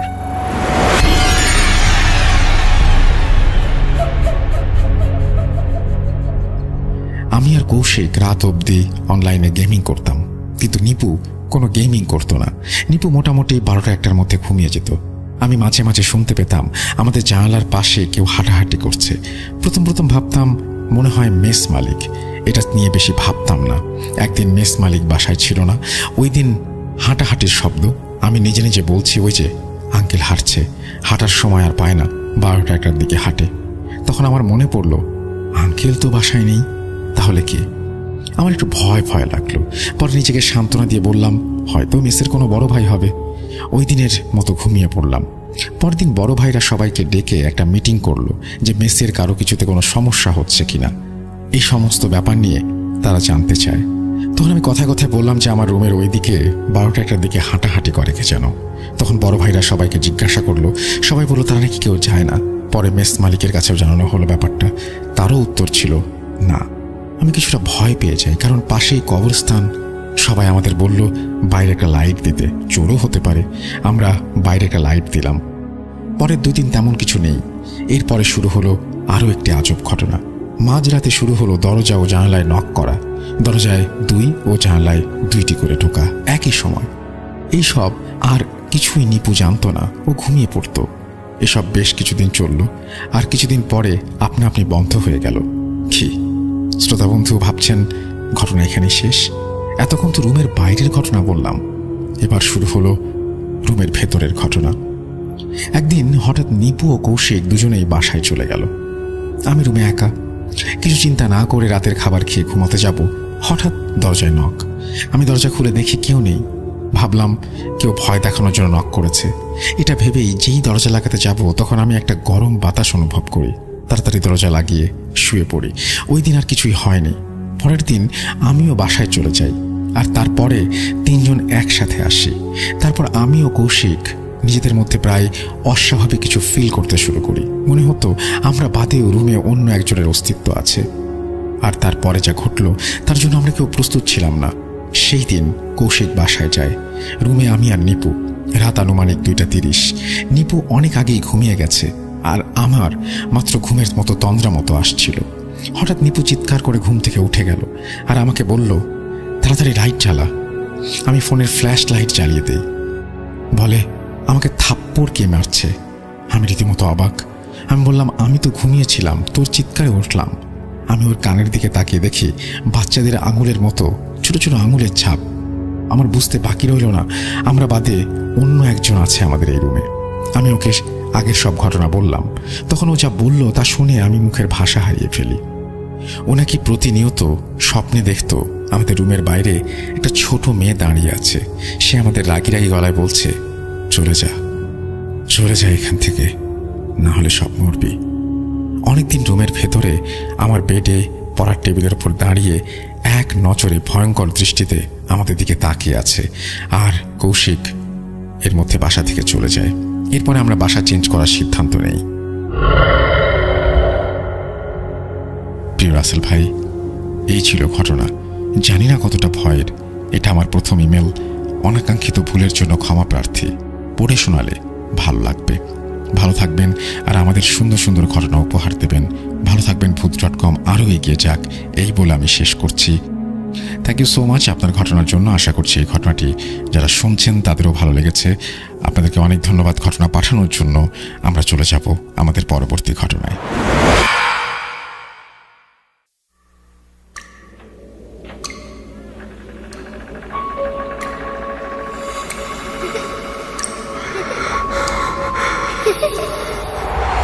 লুকোচুরি খেলবে? লুকোচুরি? তুমি লুকাও, আমি ঠিকই তোমাকে খুঁজে পাবো।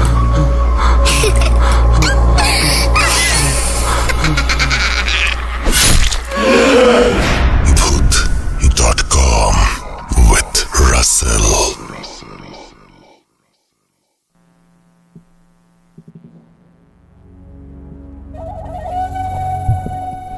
ইয়েস, শুনছেন ভূত.com। আমি রাসেল আছি সাথে। আশা করছি আপনারা সবাই ভালো আছেন। অডিও ক্লিপ এবং একটা ইমেইলের পরে আবারও ফিরে আসলাম আপনাদের কাছে। এখন কি হবে?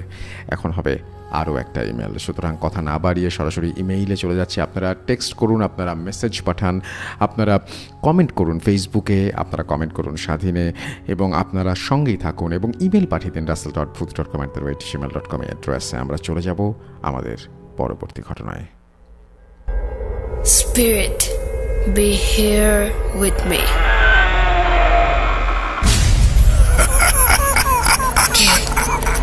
কে তুমি? Voot.com. The fear returns with Russell.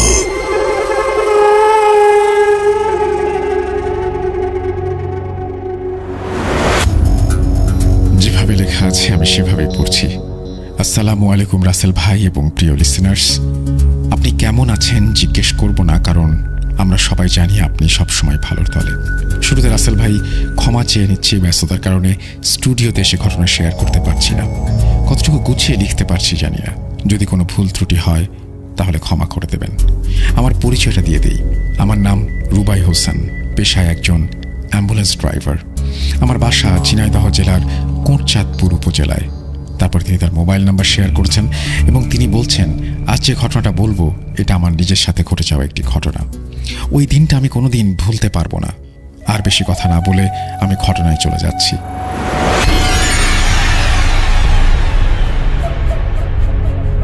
দিনটা ছিল শনিবার, তারিখটা ছিল 1 এপ্রিল 2021। সময়টা রাত 11টা কি 11:30। ওই দিন সারাদিন আমার কোনো ভাড়া হয়নি, আর পকেটে তেমন কোনো টাকা না থাকায় আমার মনটা অনেক খারাপ হয়ে গিয়েছিল। ওই দিন এশার আজানের কিছুক্ষণ পর একটা ভ্যানে করে 16-17 বছর বয়সের একটা ছেলেকে আনা হয় হাসপাতালে। আমি তখন হাসপাতালের ইমার্জেন্সিতে ডাক্তার সাহেবের সাথে আপনার ভূত FM এর গল্প শেয়ার করছিলাম। ছেলেটাকে তখন ইমার্জেন্সিতে আনা হয়। তারপর ছেলেটির বাবা ডাক্তার সাহেবকে বললেন যে তার ছেলে নাকি বিষ পান করেছে। তারপর ছেলেটিকে ওয়াশ করার জন্য নিয়ে যাওয়া হয়, কিন্তু অনেক চেষ্টা করেও ছেলেটিকে বাঁচাতে পারেনি ডাক্তাররা। তারপর পুলিশকে খবর দেওয়া হয়, পুলিশ আসে এবং ছেলেটির লাশটিকে ময়নাতদন্ত করার জন্য নিয়ে যেতে চায়। ছেলেটির পরিবার পুলিশকে অনেক অনুরোধ করলে পুলিশ তাদের ঠিকানা লিখে চলে যায়। প্রায় 12টা। তারপর তারা আমাকে লাশ তাদের বাসায় পৌঁছে দেওয়ার জন্য অনুরোধ করে। আমি তখন লাশ নেওয়ার জন্য গাড়ি নিয়ে আসি। তারপর ওই ছেলেটির লাশ নিয়ে আমার গাড়িতে ওঠে। এই ছেলেটির বাসা আমাদের সরকারি হাসপাতাল থেকে 20 থেকে 25 কিলোমিটার দূরে। লাশ নিয়ে যাওয়ার সময় কোনো সমস্যা হয়নি, সমস্যা শুরু হয় পরে। একটা কথা বলতে ভুলে গেছি, ওই গ্রামে যাওয়ার আগে প্রায় 2 কিলোমিটার শ্মশান ছিল। ওখানে অনেক লোকের সাথে অনেক ঘটনা ঘটেছে এবং অনেক মানুষ তার মৃত্যু হয়েছে। আমি ঘটনায় ফিরে যাই। আমি ভাড়ার টাকা নিয়ে তাদের কাছ থেকে বিদায় নেই। তারপর আমি হাসপাতালের উদ্দেশ্যে বেরিয়ে পড়ি। শ্মশান যখন আর 2 মিনিট বাকি, তখন শুরু হয় আসল ঘটনা। আমার গাড়ির গতি ছিল 40 থেকে 50 কিলোমিটার। হঠাৎ করে আমার গাড়িটা অনেক ভারী হয়ে যায়। আমার গাড়ির ভেতরে অনেক দুর্গন্ধ ছড়িয়ে পড়ে। আমার আর বুঝতে বাকি রইল না যে কোনো খারাপ কিছু ঘটতে চলেছে। যেহেতু লকডাউন চলছিল তাই রাস্তায় কোনো গাড়ি ছিল না।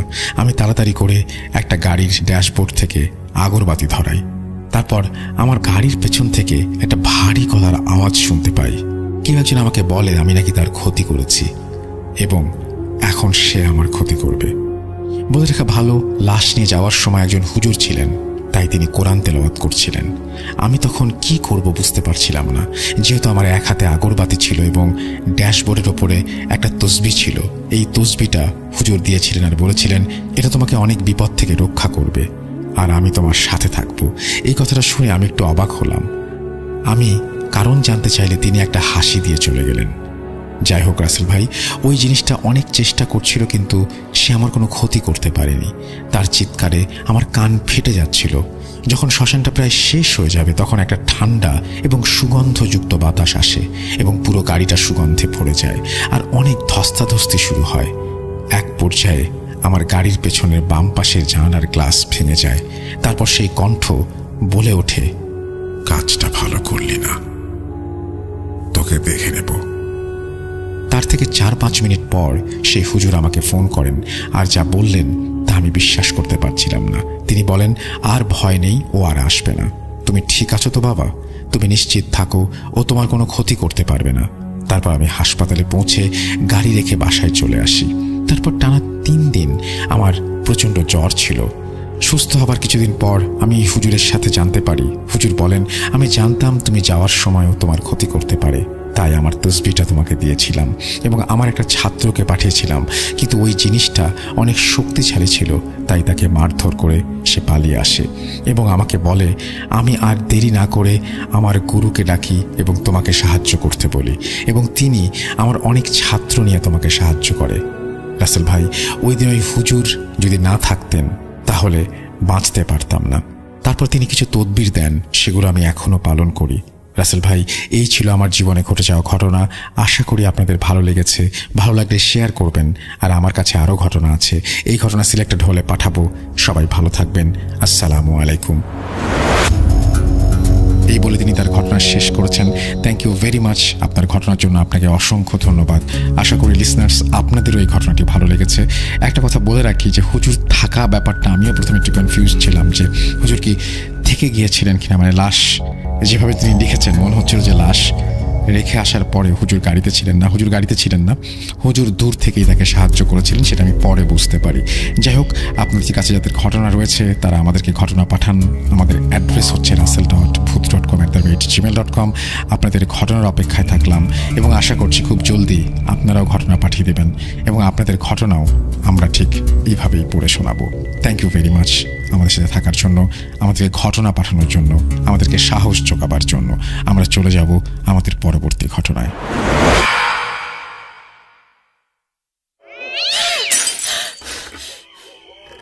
আজ আবার শুনতে পাচ্ছেন শব্দটা? ভয়ের আরেক নাম booth.com with Russell.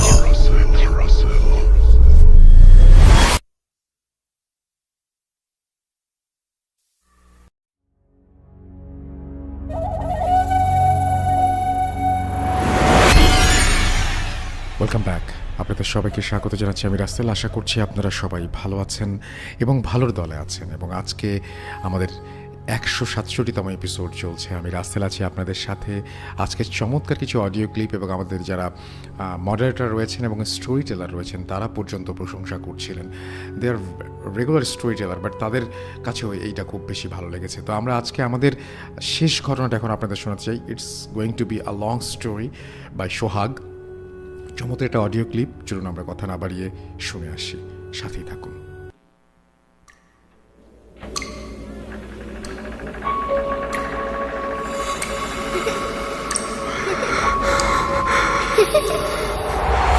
লুকোচুরি খেলবে? লুকোচুরি? তুমি লুকাও, আমি ঠিকই তোমাকে খুঁজে পাবো।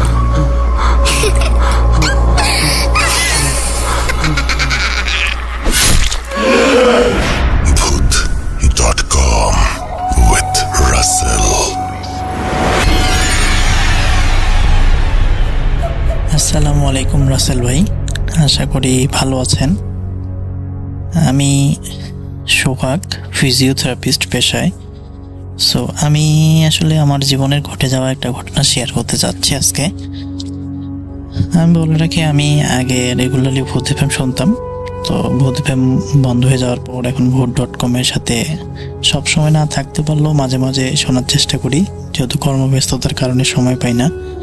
তো এই ঘটনাটা আমি আসলে অনেক আগে থেকেই আপনার কাছে সেন্ড করতে চাই, কিন্তু সময়ের অভাবে করে উঠতে পারি না। সো আজকে একটু সময় পাইলাম, তাই ঘটনাটা আর কি পাঠানোর জন্য প্রস্তুতি নিয়ে অডিও ক্লিপটা করে পাঠাচ্ছি আপনাকে। যদি ভালো লাগে তাহলে দর্শকদের শোনাবেন। ঘটনাটা আমার জীবনের সাথেই ঘটে যাওয়া একটা ঘটনা। ঘটনাটা সময়কাল ছিল 2016 কি 17 সালে। ঈদের মেবি রমজান ঈদ কি কোরবানি ঈদের 2 কি 3 দিন আগে। আমার শিওর সময়টা এখন মনে নেই, যেহেতু অনেকদিন হয়ে গেছে ঘটনাটা। তো মূলত আমি যেহেতু একজন ফিজিওথেরাপিস্ট, সো আমি তখন রাজশাহী মেডিকেল কলেজে ইন্টার্নি করি। সো আমাদের মোটামুটি ইন্টার্নি ঈদের জন্য ছুটি দেওয়ার কথা। ওই সময় আসলে আমি একটু প্ল্যান করি যে আমরা একটু রাজশাহী মেডিকেল কলেজে মর্গে যাব, মর্গে যাই আসলে লাশ দেখব। তো যেই ভাবা সেই কাজ, আমি আমার বন্ধুদেরকে নিয়ে প্রস্তাব দিই, ওরা সবাই রাজি হয়ে যাই দেখতে। তা আমরা এখানে ঢুকতে গেলে তো বাড়ির লোককে অ্যালাউ করে না, আমরা আমাদের কার্ড দেখাই, পরে আমাদেরকে ঢুকতে দেয়। সবাই ঢুকে দেখি অনেকগুলো লাশ শুয়ে আছে। সো অনেকজন আবার ভয় পায়, বের হয়ে চলে আসে। তা আমি সবগুলো লাশ এই মোটামুটি কাছে যাই দেখি, ফ্রিজ খুলে দেখে বের হয়ে আসি। সো এটা আসলে আমার ঘটনার সাথে সম্পৃক্ত কিনা আমি জানি না, তবে ঘটনা মূলত শুরু তার পরের দিন থেকে। ওই দিন একটা জিনিসের সাথে একটু কানেকশন আছে বলে এটা আসলে আপনাকে শেয়ার করা। তো যেহেতু তার 2-3 দিন পরে ঈদ, সবাই বাসায় চলে যাবে, তো আমরা সবাই আপন মেসে চলে আসি। তা আমার রুমমেট ওই দিনেই চলে যায় সন্ধ্যার সময়, আর মেসে কম বেশি সবাই চলে গেছিলো, আমি একলাই ছিলাম, কারণ পরের দিন দুপুরের দিকে আমার ট্রেন। সো আমাকে থাকতেই হবে। তো আমি আসলে মূলত ছিলাম একলা। রাতের খাওয়া দাওয়া শেষ করে মোটামুটি আনুমানিক রাত 11:30টার দিকে আমার গরম লাগতেছিল, জানি রাজশাহী শহর একটু গরম। সো আমি বললাম যে একটু ব্যালকনি থেকে ঘুরে আসি। সো আমার ব্যালকনিটা যে পাশে, তার অপোজিট পাশে বারান্দাটার পাশেই রান্নাঘর, আর আমার রুমটা যেখানে দিক দিয়ে বারান্দা দিয়ে ক্রস হয়ে ওয়াশরুম প্লাস রান্নাঘরে যাইতে হয়। তা আমি ব্যালকনির দিকে না যাই কি যেন মনে হলো বারান্দার দিকে আসলাম। তো যখনই আমি বারান্দার দিকে আসলাম, একটা মানে খুব ঠান্ডা একটা আবহাওয়া আমার শরীরে লাগে যায়। তো যখন আমার শরীরে আসে এই ঠান্ডা আবহাওয়াটা লাগে, আমার একটা কেমন যেন একটা শিহরণ বা ভয়ের মতো একটা অনুভব হয়। অবশ্য এটা হয়তো না, এটা হওয়ারও একটা রিজন আছে। কারণ আমি যখনই বের হই, বাতাসটা যখনই আমার শরীরে লাগে, তখনই আমি দেখি আমাদের রান্নাঘর থেকে কয়েকটা পলিথিন সহজরে বারান্দা দিয়ে বের হয়ে নিচে সিঁড়ি দিয়ে নেমে চলে গেল।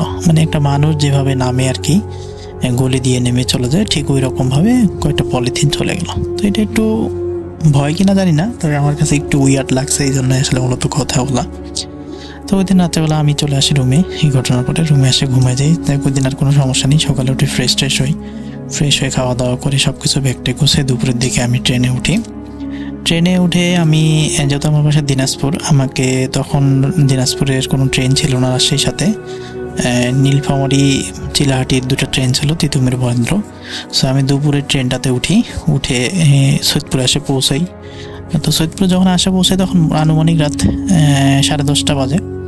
তো 10:30 যখন বাজে, আমি এখান থেকে নামার পরে অটো নিয়ে এর টার্মিনালে চলে আসি। কারণ আমাকে তো দিনাজপুরের দিকে যাইতে হবে। দিনাজপুরের দিকে যেতে হলে অবশ্যই আমাকে বাসে বা অন্য কোনো ওয়েতে যাইতে হবে, ওই দিক দিয়ে তো যাওয়া সম্ভব না। তো আমি টার্মিনালে ফ্রেশ হয়ে খাওয়া দাওয়া করে অনেকক্ষণ আসলে ওয়েট করি বাসের জন্য। তো অনেকক্ষণ থাকার পরও বাস আসলে আসতেছিল না। তো মোটামুটি আমার কিছুক্ষণ থাকার পরে এরকম করে তো একটা দেখে অ্যাম্বুলেন্স আসলো। তা আমি অ্যাম্বুলেন্সটার সামনে যাই দাঁড়াইলাম।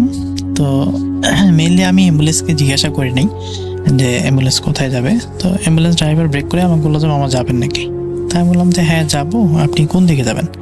তো অ্যাম্বুলেন্স ড্রাইভার আমাকে বললো যে আপনি যেদিকে যাবেন আমরা সেদিকেই যাবো। তা আমি অত কিছু না বলে অ্যাম্বুলেন্সে উঠে পড়ি। আশেপাশে অত লোকজন ছিল না, অনেক রাত।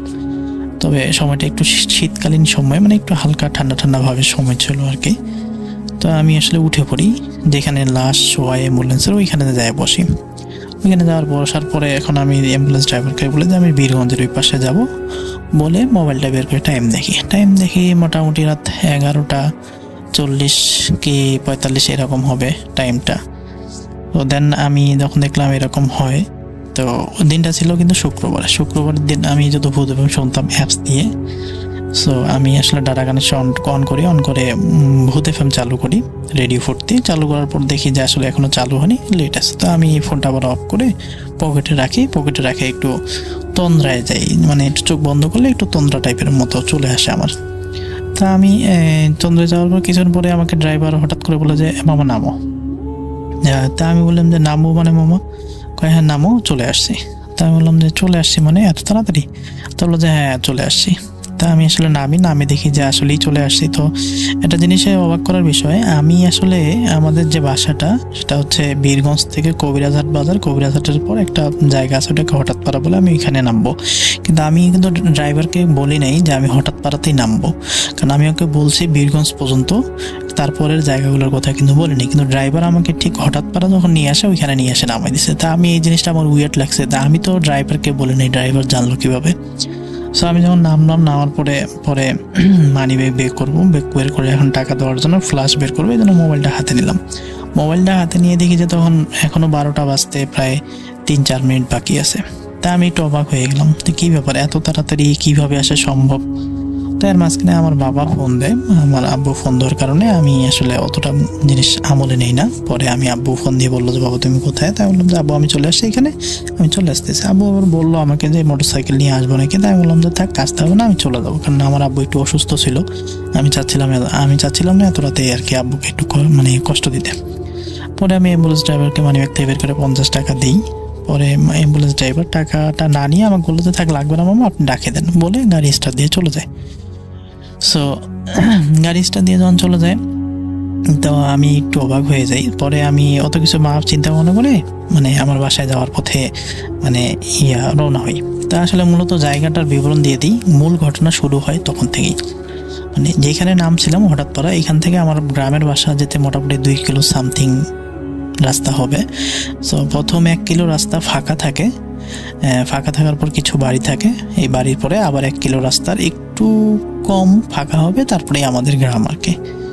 সো আমি রাস্তা থেকে যখন নিচের দিকে নামলাম, নিচের দিকে নামার পরে আমার মনে হলো যে সামনে একটা দোকান খোলা আছে, মানে বন্ধ করতেছে এরকম একটা পজিশন। তো আমি দৌড় দিয়ে গেলাম দোকানে, যেহেতু আমি স্মোক করতাম। তো এখান থেকে 4টা সিগারেট নিলাম, ভাবলাম যে না এটা দেখে সিগারেটটা জ্বালাতে জ্বালাতে আমি চলে যাবো একলা একলা। তো মেনলি আমি যখন সিগারেটটা নিলাম, নিয়ে এখান থেকে আসলে রওনা দিলাম বাসায় যাওয়ার পথে। তো মূলত আমি বাসায় যাওয়ার পথে রওনা দিলাম। তো আমি প্রথমে 1 কিলো রাস্তার বিবরণটা আগে দিয়ে দিই, তাহলে লিসেনারদের বুঝতে সুবিধা হবে। তো প্রথম যে 1 কিলো রাস্তা ছিল, প্রথমে একটা বাঁশবাগান বা বাঁশধোপ যাই হোক এরকম একটা ছিল, এটা পার হয়ে যায় একটু সামনে যাই একটা পুকুর ছিল, পুকুরটার পাশে একটা বড় কবরস্থান ছিল। কবরস্থানটা অনেক পুরাতন। কবরস্থানটা পার হয়ে আরেকটা পুলের সাথে একটা বাঁশধোপ ছিল, বাঁশধোপের পরেই যে কয়েকটা বাড়ি, ওই বাড়ির কয়েকখানে 2-1টা দোকান ছিল আর কি। তো যাই হোক আমি হাঁটা শুরু করলাম, এর মাঝখানে দেখলাম রীতিমধ্যে ভূত এফএম মানে শুরু হয়ে গেছে। তা আমি ভূত এফএম চালু করে দিলাম।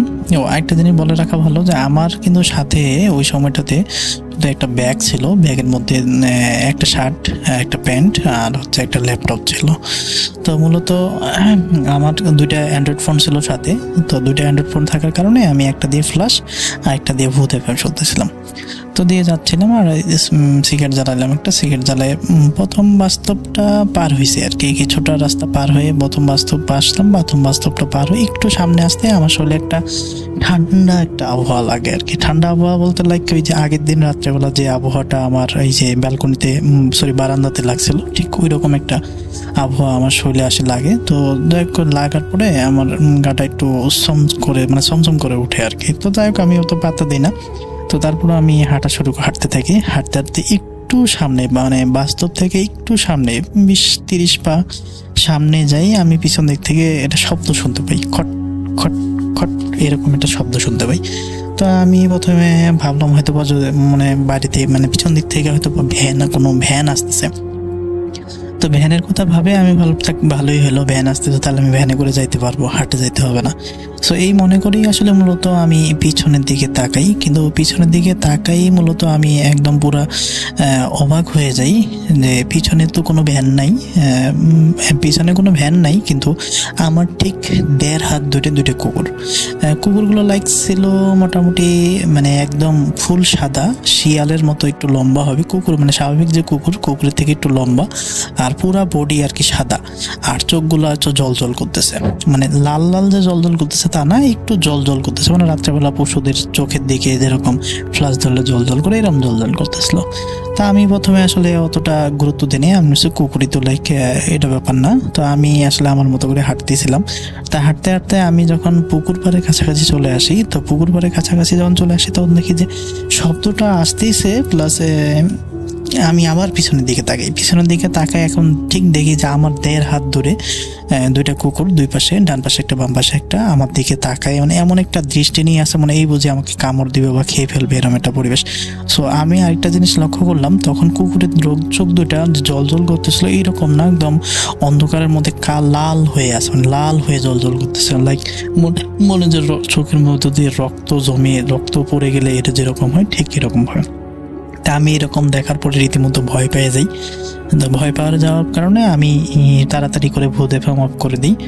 ভূত এফএম অফ করে দিয়ে ওই আমি করি, আমার একটা ফোনে সূরা ইয়াসিন চালু করে দিই, আর আমি আয়াতুল কুরসি পড়তে হাঁটা শুরু করি জোরে। তো আমি দেখতেছি যে আমিও হাঁটতেছি, কুকুরগুলো হাঁটতেছে, তা আমি দাঁড়াইলে আমার কুকুরগুলা দাঁড়ায় যাচ্ছে ঠিক 1.5 হাত ধরে। তা আমি রীতিমতো তো খুব ভয় পেয়ে গেছি যে এগুলা আমার পিছে আসতেছে, এগুলো ভালো না খারাপ। সো তারপরে আমি যখন কবরস্থানের কাছে আসি তখন আমার কাছে মনে হলো যে শব্দটা কিছুটা কমে গেছে, মানে শব্দটা নাই বললেই চলে। তা আমি একটু ইজি ফিল করলাম যে আসলে কবরস্থান হয়তো বা ভালো জায়গায় এই জন্য হয়তো বা কোনো কিছু নেই। তো আমি কি করি, কবরস্থানের মাঝামাঝি যখন আসি তখন পিছনের দিকে আবার তাকাই। পিছনের দিকে যখন তাকাই দেখি তখন তো আমি টোটাল রীতিমতো এত ভয় পেয়ে গেছি যে ঠিক ওই কুকুর দুইটা আবার আমার পিছনে ডান পাশে একটা বাম পাশে একটা আমার দিকে তাকায় আছে, এবং এমন একটা মানে দৃষ্টিতে তাকায় আছে আমি আসলে বলে অথবা ভাষা দিয়ে বোঝাইতে পারবো না এরকমটা। তো আমি রীতিমতো তো প্রচণ্ড ভয় পাই। প্রচণ্ড ভয় পাওয়ার কারণে আমি আল্লাহু আকবার বলে জোরে দৌড় দেওয়া শুরু করি। তো এই দৌড় দেওয়ার কারণে আমি মানে দৌড় দিচ্ছে যে আমি আমার যে ঘাড়ে যে ব্যাগটা ছিল এই ব্যাগটা আমার কাছে এত ওজন আর এত ভারী মনে হচ্ছিল যে আমি মনে হয় লাইক 80 কেজি কি 70 কেজি ওজনের একটা বস্তা ঘাড়ের মধ্যে নিয়ে হাঁটতেছি বা দৌড়াচ্ছি, এরকম একটা পরিবেশ।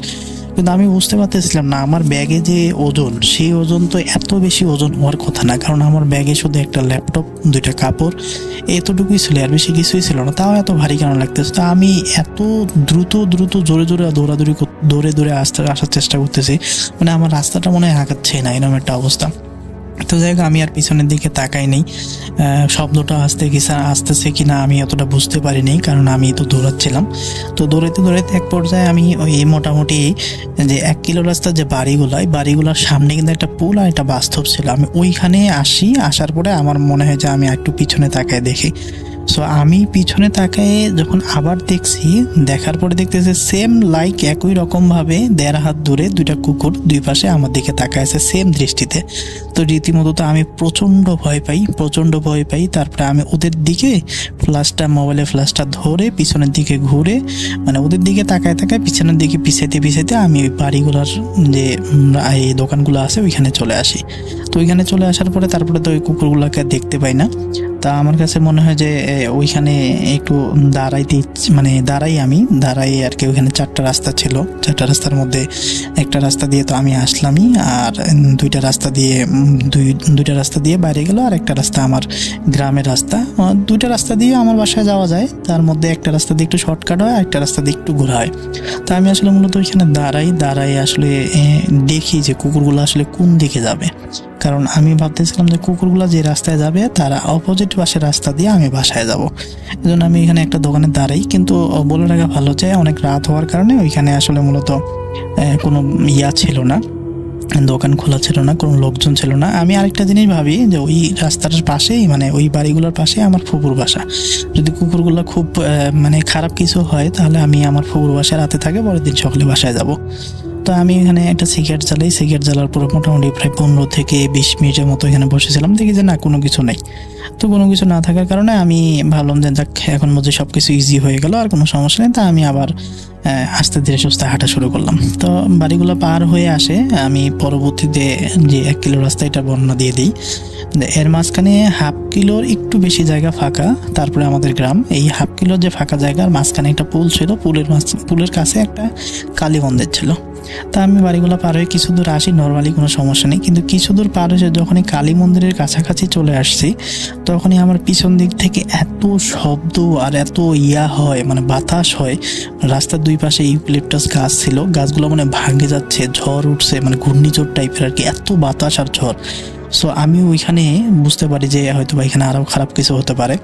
তা আমি আর পিছনের দিকে না তাকে আমি আমার মতো করে হাঁটি, জোরে হাঁটি। কিন্তু সেম লাইক একই সিস্টেমে আমার ঘাড়ের যে ব্যাগ এত ভারী, এত ওজন হচ্ছিল।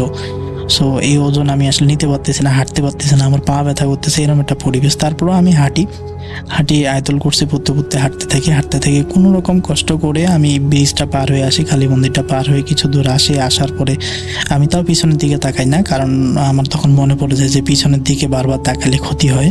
সো আমি আর পিছনের দিকে না তাকিয়ে মোটামুটি হাঁটা শুরু করি। হাঁটতে আমি যখন আমাদের গ্রামের কাছাকাছি চলে আসি, তো গ্রামের কাছাকাছি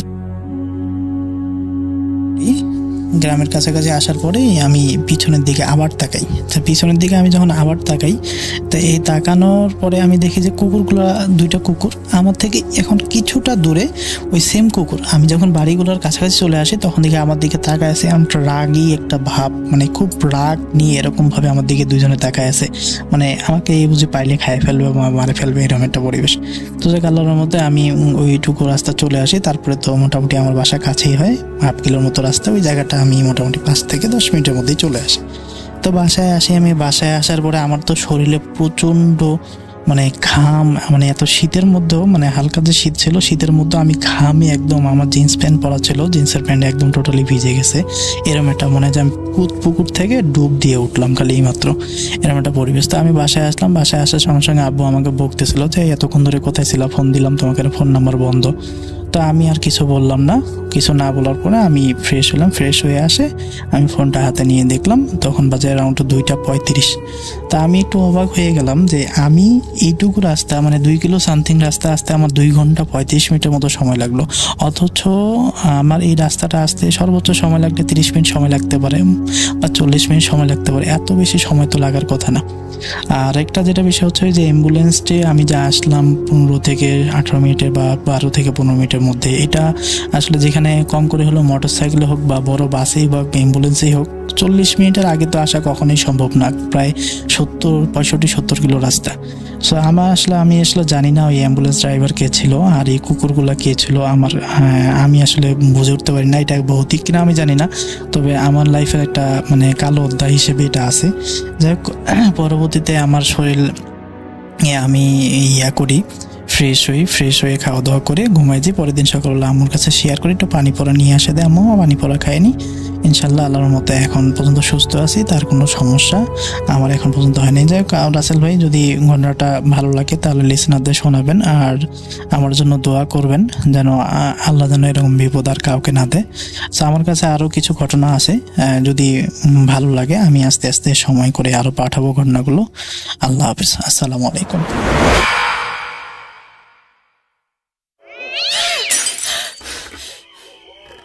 আজ আবার শুনতে পাচ্ছেন শব্দটা? ভয়ের আরেক নাম ভূত.com with Russell.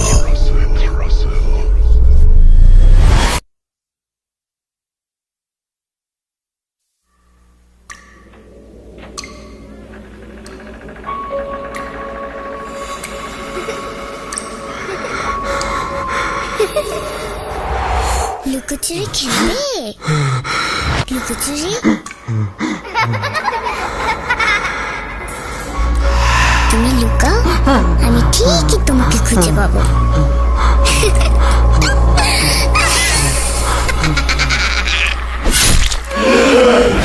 Voot.com with Russell.